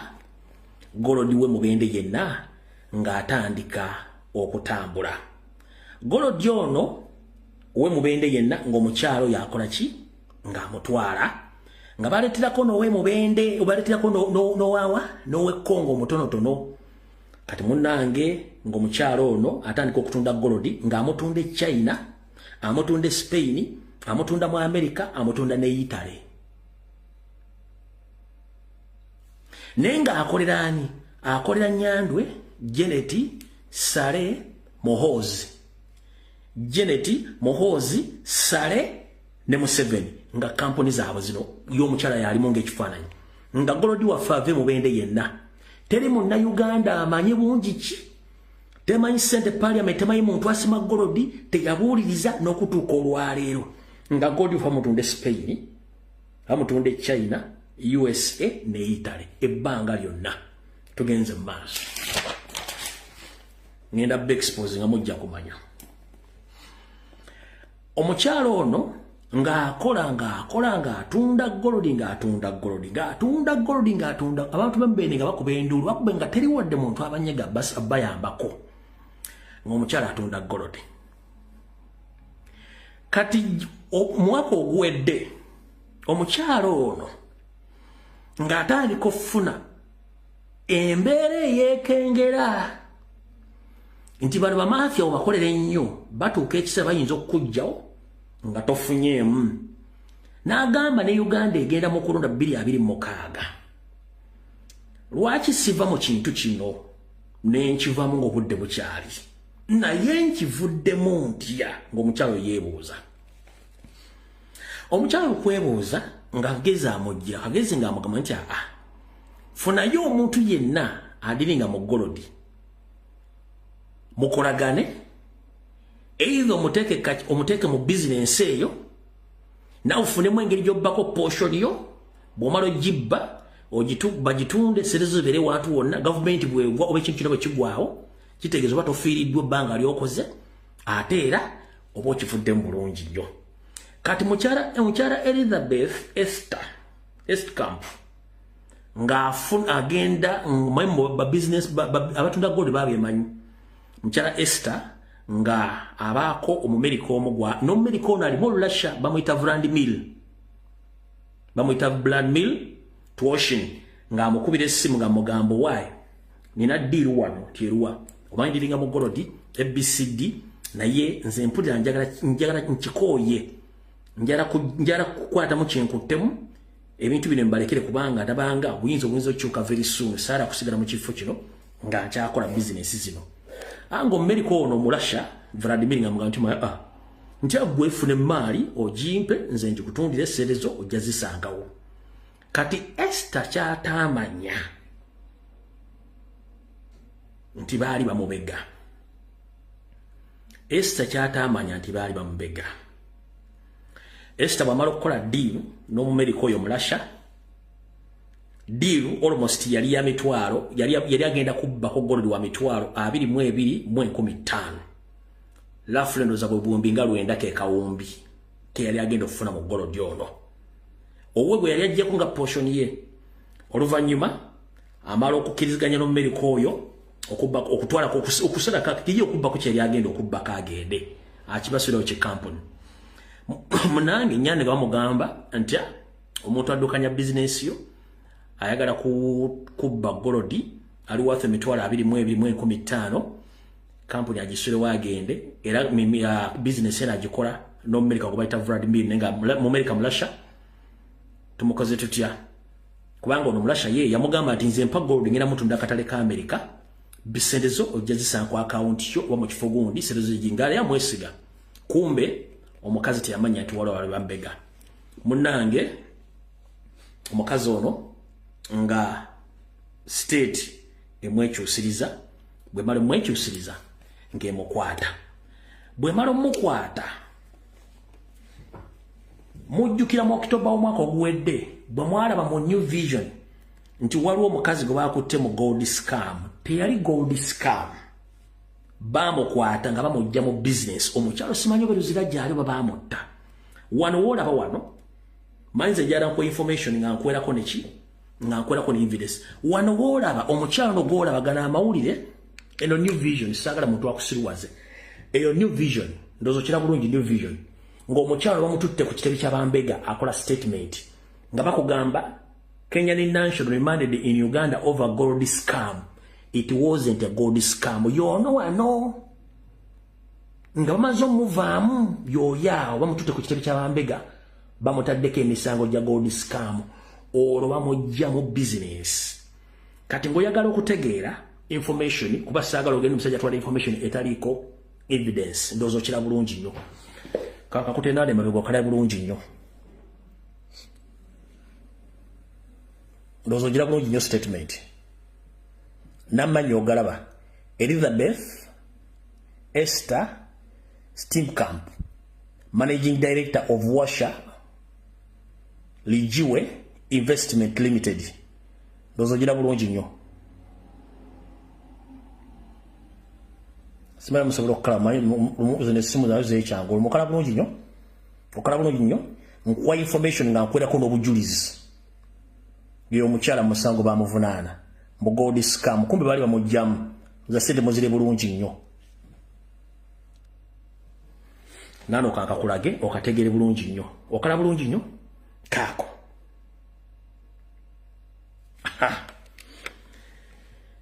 Omukyala wano mu kifaananyi kiri kyenkulaze yono wano yoyaawo mu kifaananyi ngali ku kitebe ky'abembega kati wano yono wano mukazi wattu omulaba bulungi nnyo mudaaki naye ng'alimu oluna Kenya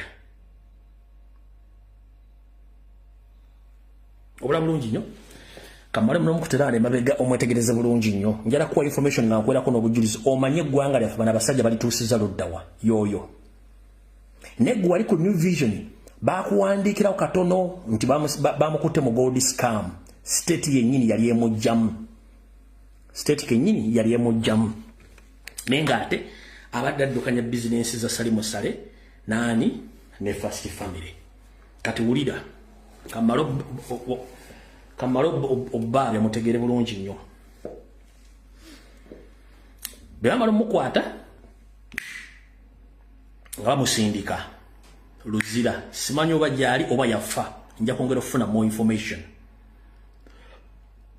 wabula ekisinga okwenyamiza teri parliament yali yafunye accountability ku Goliath mwe mubende emyaka gyonna bana abasajja ne bagula ebyokulwanyisa ne baleta ba machinery ne basiba na Uganda bonna bakimanyite eggwanga baali wamba buli kimu bakirina mu ngalo zaabwe mukyala mutekema kati ne bwogenda ku Google n'otekamu erinya Elizabeth Esther Stipcam mwali wabula information eri locked bagisiba tosobola gifuna more details no boyaga tosobola gifuna ne bogenda ku Google information bagisiba nembajerezinga yo ba tosobola gifuna kubanga bamanya kigenda ku backfiring ndeyo manya di kati nze mbabiza kati Esther nga bamuteekayo mu komera nakati oba jali oba bahamota nobody knows nenga business eyo owning 7 Muhozi Salimu Sale ne Janet bigolu bombende bona nenga jukira abantu bonna babata bali ku mataka ago tugenze ku kampuni eyokubiri nga eri Makindye kampuni eyokubiri ngeri Makindye ne ku Gogo teriiko ne ku Gogo teriiko kampuni eyokubagita Prime Gold Exporters na eri Makindye oba eri located Makindye eri ku plot 259 lukuli apa Konge temukyusadule simbwa mmwe nchiddamu eno second company naye tunda gold waffe bagita Prime Gold Exporters located at plot 259 lukuli apa Konge office weziri bwensoma plot number ne address kitegeeza nti eno company weri era still mu 7 Muhozi Janet Salimu Sale bananyiri company eno kati company eno golodi wayo asinga obungi ebitundu kinana ku buli 10 ava Kongo yoli gye batwala abana bafe okulwana entalo ne M23 then 20% abafise mubende yajuliza 100% ono company go exporting eri gye bayita Prime Gold Exporters eno etamanyikiddwako kyovanti abana afe watire Kongo teryanyega M23 operatinga teryanyega kubanga eno go company nayo jeri kati mune company eno naye kwekedda nyo teri muntu ayakusobola jimanya okujja ko wano Columbia Broadcasting Service era nayo yefulumya golodi waffe ne mutwala ko world market on black market ne batunda millions and billions of money ezitibwamu abantu bana Uganda n'abala ne bafa kati yensonga lwaki nti baganye omuntu yenna ataliwa government yawe kutwala bukulembezebwa Makindye olw'ensonga they are protecting their games and businesses nga tebagala muntu yenna kumanya companies zino zoperatinga zitya era ani abadde nannyinizo era lwaki ziri Makindye kati nze mbyabiza kyemwadde mukweka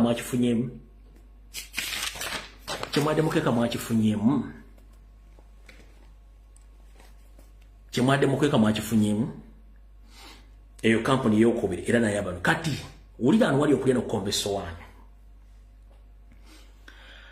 abantu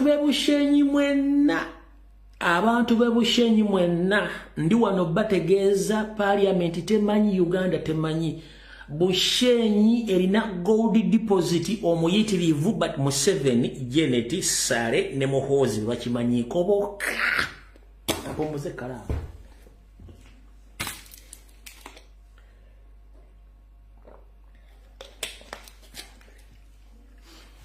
abantu bebushenyi mwe muddako land grabbing demolitions kidnaps killings Busenyi Museveni Janet Muhozi Sale bebamanye ekiri Bushenyi mu nsozi n'amataka bwe mutajjako Museveni next week on Thursday ali ya February oba January nga ali ya February ba March ngamazo okulayira Bushenyi wagenda kuba ekitta bantu ekitwala amataka n'ekisengula bantu kubanga already this is in pipeline Bushenyi yensonga lwaki mu Uganda yonna gye basindise ennyonyi z'amaggi okutiisatiisa abantu kuba nga bakimanyi next target ewali Gorodi kati abantu be Bushenyi mwenda baliyo mwe next target yachi ya First Family kubanga mutudde ku Gorodi gwe mutamanyi bungi bino byonna byazulwa ba archaeologists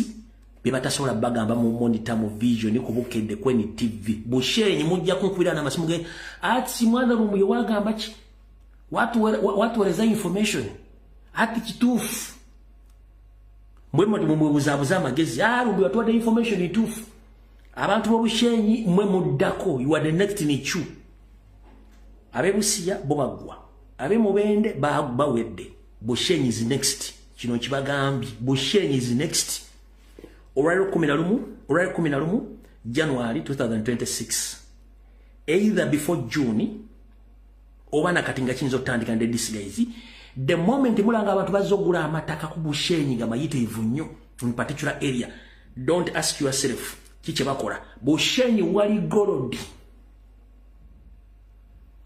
Bushenyi wali Gorodi aya bas so mbategezeza abantu be Bushenyi next year Chovola Museveni tagenda kukkiriza opposition yenna kabere wanopo kabe wani kubeera mu Bushenyi lwaki bamanyi nti aba opposition mumanyi okufunga ne mmanya ebyama bagenda ku making sure nteri wa opposition yenna afuna kifo mu Bushenyi kubanga wagenda ku land grabbing forceful evacuations okubatiisa nenga bagenda bagulako amataka mangi nnyo ku kifuba so Bushenyi mubeere nga muli aware about that kati wano comrade wenkubuuliza bwebanga Uganda erina amafuta Bunyoro ne bajja abantu ku mataka bonna bali mu concession camps abasajja n'abakazi Abanyoro they were not paid but our oil aina one-way traffic agenda bugenzi oil tadda ompulya bulungi nnyo bwabanga Busia aina gold deposit asinga mu nsi yonna nga company wagagayi ya mu China temumanyi ne bayindiginansi mu kyo temunafunako kintu kyonna already mubende banansi bagokonde babatta uye Bushenyi goza batubanga tulina areas ziri mu gold nga mu mwaka tusobola ofuna akawumbi kensi akawumbi ka dola akawumbi ka mwaka dola nga kava mu gold oyo munda Uganda chechi kutwale Dubai chechi kutwale Qatar chechi kutwale Saudi Arabia chechi kutwale milopo muziro kukuba chechi kutwala mu America muziro kukuba n'okogga n'okogga ago nkubulidde gold atenga gold tali awoka nkubulidde kezo areas zisatu gold ali Karamoja Karamoja wali natural mineral resources nezi zitanazuulibwa mu West Nile yokka wali amafuta Kayunga wali amafuta Lake Victoria yennyini ku bizinga Lake Victoria ku bizinga birimu amafuta Jangwe Gombo kuvira ddala ku nyanja Nyanzi va ku nyanja Nyanzi jangu yingira Gomba yonna ejjudde mafuta na buli kimu ompulya bulungi nnyo tugenze mu north ekituuza Salimu north mukimanyi ekiri mukimanyi Kayunge amafuta agali Kayunga mugamanyi amafuta agali Kayunga mugamanyi so that means natural mineral resources za Uganda zokka bwe ziba zisanze government entegeko bulungi wallahi teri munna Uganda asobola kukirizibwa kola wadde okufuluma eggwanga eyo first and foremost natural mineral resources zetulina zonna zirina market naffe mu Uganda tusobola zikozesa but unfortunately individuals beba zirina kati mbali tumina information ekwata ku gold we mubende ani amutwala parliament ina kyekimanyiiko teri mu parliament yakimanyi teri mu nabya bufuzi teri radio teri TV wandibadde toli Saudi Arabia nange nandibadde siri wano Butuluki ono wuno Buvuma agimanyi bulungi nnyo Buvuma wali amafuta bacteriologist bagamba dda mu 7 Buvuma ali amafuta agatalina jukira Lake Victoria etudde mu kiwato kya Africa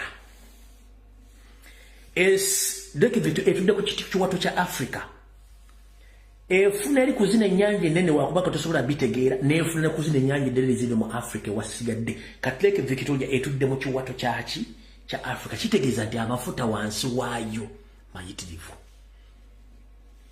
muganda njala kuwa example ntono nnyo saagala oyombe soko sekikowe bakomuli abali Dubai abaloko bameka musanga bakola abaloko bameka abantu banansi ba Dubai meka musanga bakola bameka where are they ba foreigners bakolera abantu be Dubai sente zibasanga waka lwaki lwa mafuta gebakozesa obulungi ne bazimba properties ng'osanga embizi yalidde sente nga ne deke kizimbe kwasula tamiti mu 7 ya kigula oba muhoze kizimbe ennyini kyo oba Janet alina apartment oba Samo kuteesa bali mu kulya milioni 15 embwezo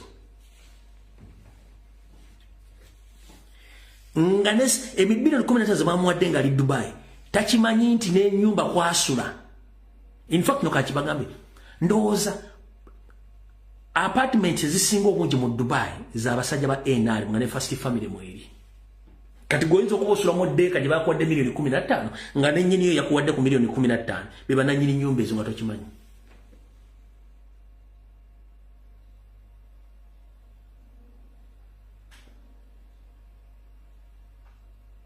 abaloko b'ekyo abatuuze b'ensi ya United Emirates abasinga obungi tebakola sente zivaawa ziva mu tourism ziva mu oil n'ebintu ebirala ne Uganda ensi ennene esinga ne Dubai tulina buli kimu ngera ogenda okukola singa byali bitogeddwa buli singa ogenda okukola soka weebuuze lwaki Ssekabaka Muteesa teyasima bintu ebyo lwaki Obote teyasima bintu ebyo lwaki Amin teyasima bintu ebyo lwaki bano bonna balutwala tebasima bintu ebyo Museveni olw'ensonga nti yali mbega yasooka n'abimanya n'asirika kati kyali mukola ate tabiyambisiza mu bulungi bwe abibba bubbi yensonga lwaki baga they are protecting their gains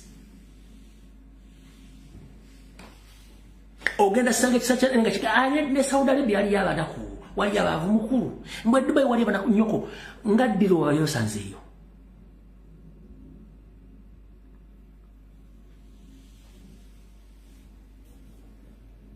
muganda ngejala kugamba fete tuluwana okulekana butubaga ebintu betubagamba ebintu bino this is what we call real politics si kuvuma si kuwemula kubuulira bannansi obuvunanyizibwa ku nsi yaabwe n'ebyobugagga Katonda bye yabawa n'omusolo gwabwe engeri gye gukolamu n'obukulembeze bwe mba kugamba mazima togamba nti nkuvumye nti oba nkunyoomodde nedda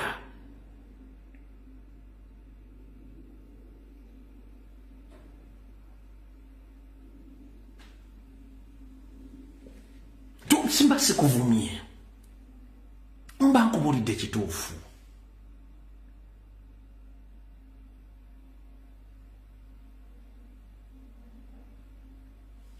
nemwa n'otumya abavubuka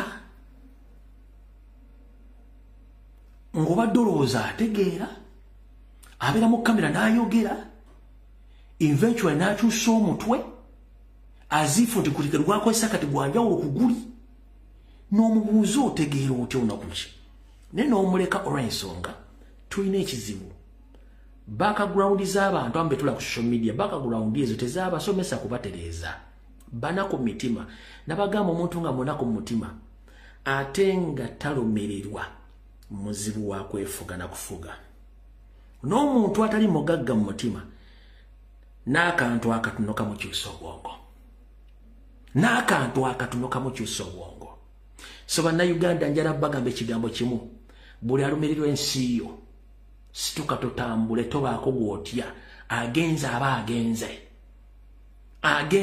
agenze ne last chance tetulina mulundi gusigaddeyo nga guno kukyusa ggwanga eryo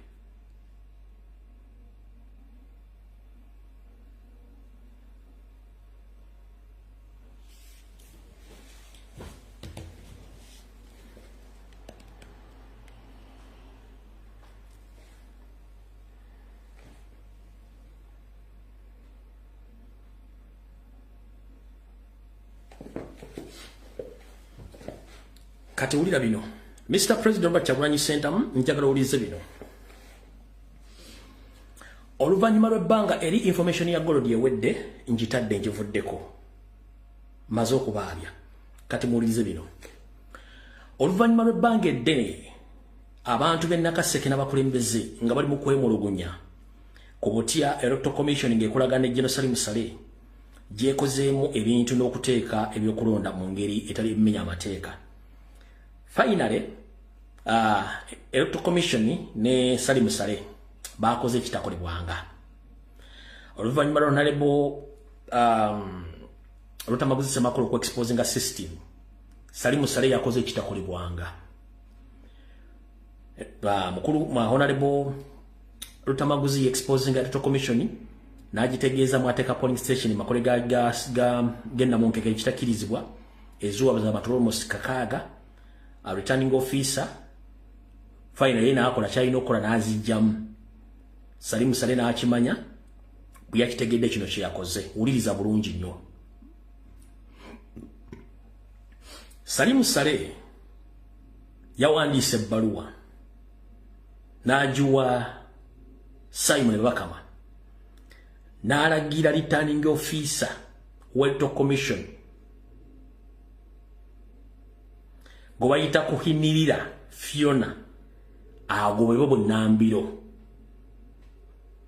Salim Saleh oluvannyuma kitegeerako nti ono returning officer yabadde ajje polling station zonna ez'ekimpatereza bali batadde mu makolero ga Salim Saleh ennamunkekereziwe z'abazonzi kakaaga. Salim Saleh yawandikidde kennyini ebbaluwa n'agiwa Simon Bakama n'amulagira nti kunihira Fiona agobwe bunnambiro nnyo nga nabo gisimufungize. Bwagenza okutya olunaku lwaleero ng'omukyala gwe bayita abadde nga returning officer w'e Nakaseke gwe bayita Fiona Kunihira agobeddwa nga kino kivudde ku Namunkekeera Industrial Park polling stations Salim Saleh yateekamu era n'abaga abazizeewo zibere mu Namunkekeera ezirimu abalonzi abawera akanaana nga lete zikkirizibwa kubeera musongo omukyala yadde azijje mu mateeka era ng'aga nti ebintu byetukola bya kiyaaye yetajja agenda ku bintu byekiyo kuba mukyajja mulokole. Ebbaluwa eno yasindikiddwa netuuka ku Samuel Bakama n'alagira bagoba omukyala oyo era ebbaluwa eno yatwaliddwa omusajja gwe bayita Sengonzi Damulira Edward. Ono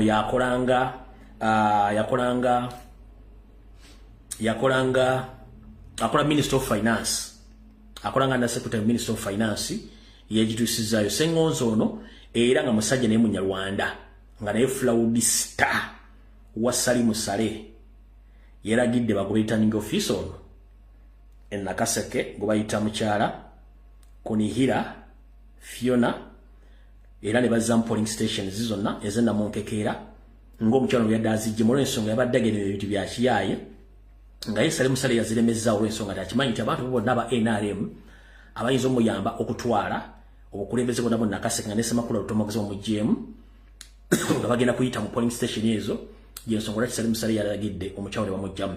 Ebintu bino bya Salim Saleh tabikola bw'omu, abikola ng'asinziira n'okweyambisa abakazi n'abasajja ba NRM okuli Rosemary Namayanja omukyalo ono Kabaka Katonda bwe yasiba enda natamuwa mwana. Omukyalo ono yali wa UID era be babaddemu nga bali mu kutambula buli kitundu kyonna nga bakola buli fujjo lyonna eryokuba nti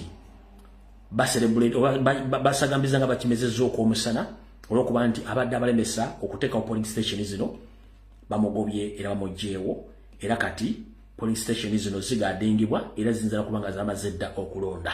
So ekitubu kyabadde ekintu ky'omu Namunkekeera omusajja Salim Saleh yamaze n'azijjawo returning officer ne bamugoba. Kati mukulu Salim Saleh ne bano bwe mufaananye endowooza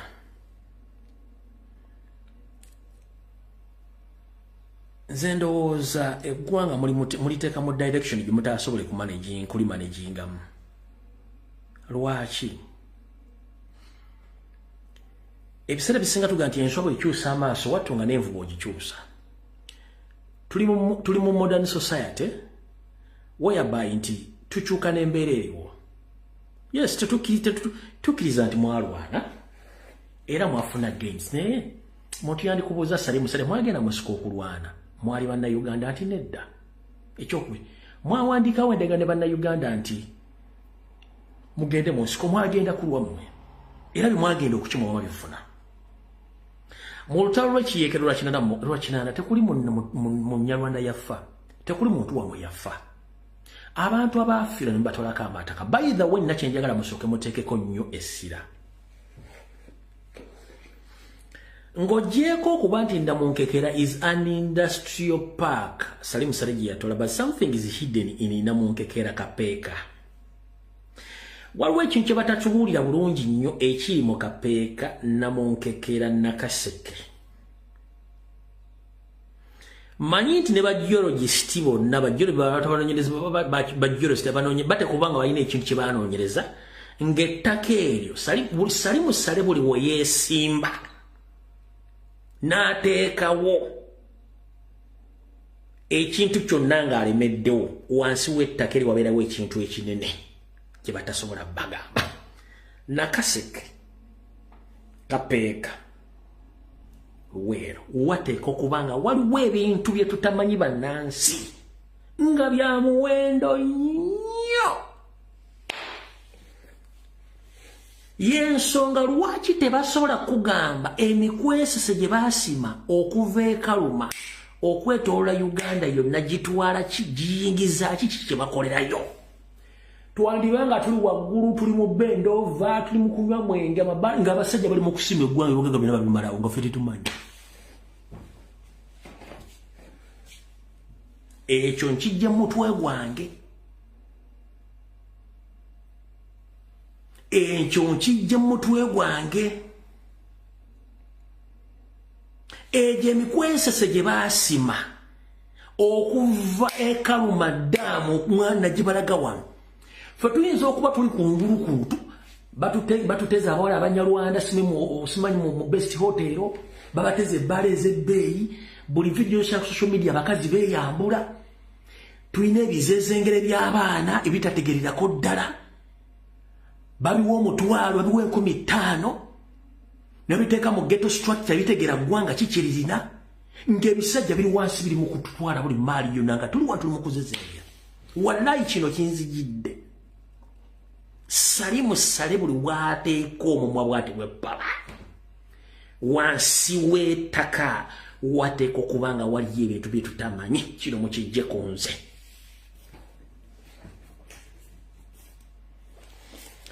Kapeeka Nakaseke, Kapeeka Nakaseke, ebitundu ebyo wateekeddwa okubanga waliyo ebintu eby'obugagga eby'ebbeeyi bwe gataba amafuta eriyo mineral resources.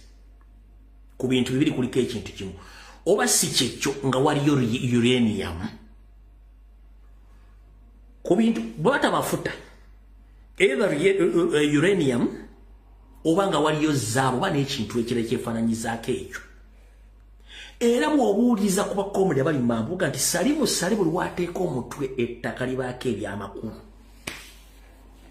At one time omukulu yagamba Kapeeka yenna ne Nakaseke ayagala abantu bonna bali ku mataka beewandiise, ayagala kulaba ebyapa byo n'endagaano zaabwe. Information ndagifuna n'ensirika nga Salimu Sale ajja wa Gatsi eziyita almost district B ng'ayagala buli muntu aleete endagaano n'ekyapa. Mujjukira baamenya ofiisi ze Bukalasa? Munzijukize Bukalasa gye baamenya ofiisi yegundi ya Landizi. Iziti Bukalasa. Munzijukize wano video tujikola ffenna sigikola bwomu. Omwaka guwedde guliko mu kitundu ebiri baamenya ofiisi ye Bukalasa kubanga ndoza yetwala wona ebyapa byonna kompyuta zonna ne bazibbamu. Zonna ndoza baali anoonya original land titles nga bazimumye. Yes, Bukalasa bagimenya Bukalasa ne batwala buli kompyuta ebyapa byonna. Mujjukira saga eyalimu owekitiibwa Nadduli ku mataka agali simuwe zaali mailo zimeka ngera Salimu Sali yagiteno wansi eggwanga balide marketing bamanyi buli minno eri mu kitundu bamanyi buli minno eri mu kitundu ngoba document Kampala ng'ekibuga nkibakubire mu kiwulire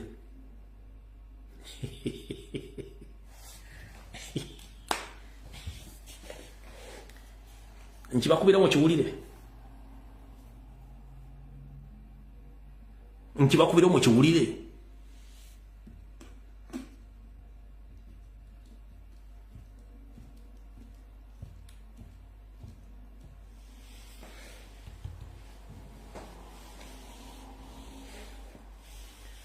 Onaga busukuma si busukuma bukalasa yali bukalasa si busukuma yali bukalasa baji bayo nabatwale bya nenga kyali yali amazo okuyisa nga asindise buli LC1 anonye endagano n'ekyapa kyali mutuuze nakaseke namukekera yonna neno kapeeka yonna ni abantu baagana okukola ki baagano biwaayo kati muganda wange oli esinika ebinywa kwambaza t-shirt ya yero akubba atola ku buwumbi bayina gold deposit kile emwe ya gold eri $10,000 plus ya dola boy wange kile emwe ya gold eri $10,000 ya dola nga sagala kwogera bingi tusigaze dakika 9 njagala buli muntu akwate simu yao agende kugola Moses ateke muti kilo emwe ya gold egula sente meka kwa World Market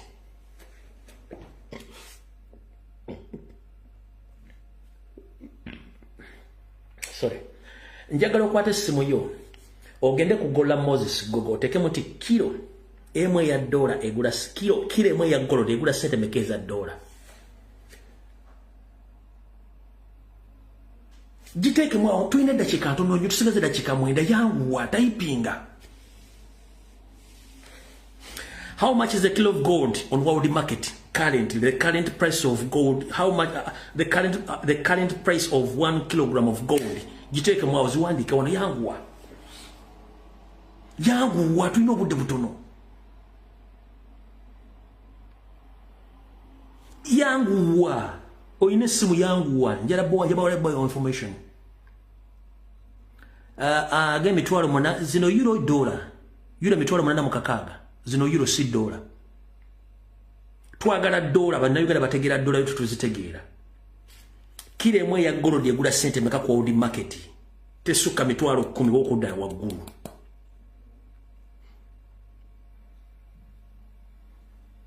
gold is about $10 US nedda sebo Mr. Franka mukasa sebo oliemba kilo ya gold tegula $10 sekadama zino sede meka chikumwabe kilo ya gold sigamba njagala kilo ya gold yegula sente meka toleza aga emitwalo 12.15 onali close nora emitwalo 14.15 emitwalo 12.14 close emitwalo 15 tubalira undi fige emitwalo 10 mbaze 14 muhozi Davis agane emitwalo 14 tubale emitwalo 14 kati njagala mbale emitwalo 14 zize mu sente za Uganda yo kile mwa ya gold dile emitwalo 14 ya dola ogiteke mu za Uganda kile emu jikwato jiteke mu za Uganda tuwango tusigaze obudde butono tusigenda zikika mukaga emitwalo 14 giri mu seremeke za Uganda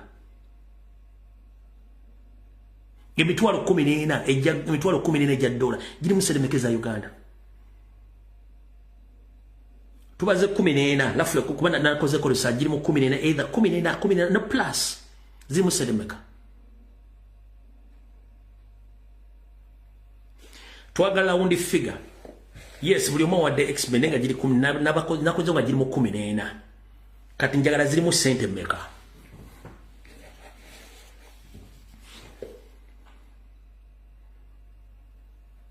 tubaze la undi figure njagala muzi converting muzize mu za Uganda figure jiwandike wao Semakula Charisi Bijambiza milioni meka milioni 5 milioni 5 milioni 5 mu 2 milioni 7 mekezo.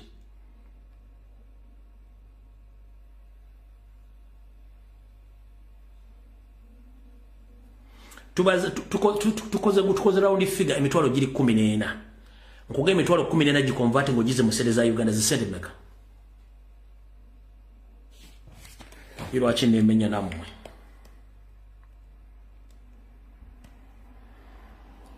Dr. Jibaza ku 3 meka 3 lukaga. Times emitwalo 14.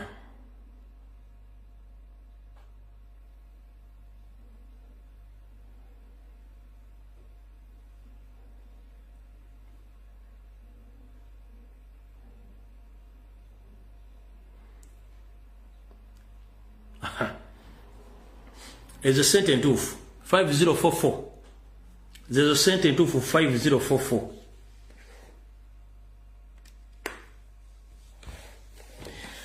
Kati.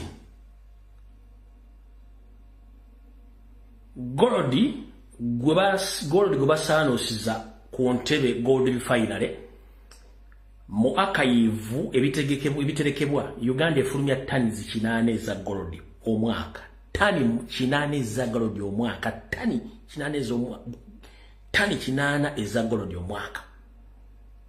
Oyo bakulaga na yikati ava mubendere Kongo tibanakaseze bakulaga. Kati bubanga kiremu egula almost obukadde 5 mubona.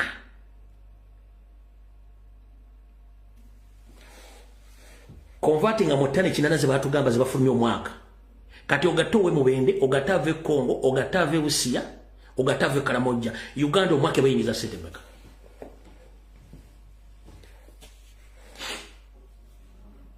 Eyo kireji emwe ya golodi kabaka kabiranga omukono gweguti kabaka biranga netufulumya tani kinana yale. Wale ulideko mu parliament nga Minister Simon Minister byabakama Minister of Finance Matia Kashaija, yes. Ngazira gato mago Uganda tuze gold center president.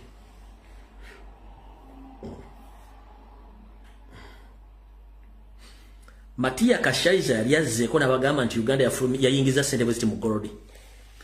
Kati Muganda wange mukwata gold wa Uganda yente wetaaga genda Dubai, genda Saudi Arabia, genda mu America, genda udda wakuba kyeyo gold ye kama. Okuzimba eggwanga, okusasula sente zitubanjibwa, buli kimu kyonna, enguudo nga ziri clear, amasomero gali clear, ofuna omusaala oba batokola, emmere weeri buli kimu kitambula, nga totaddeeko mafuta gali bunyolo.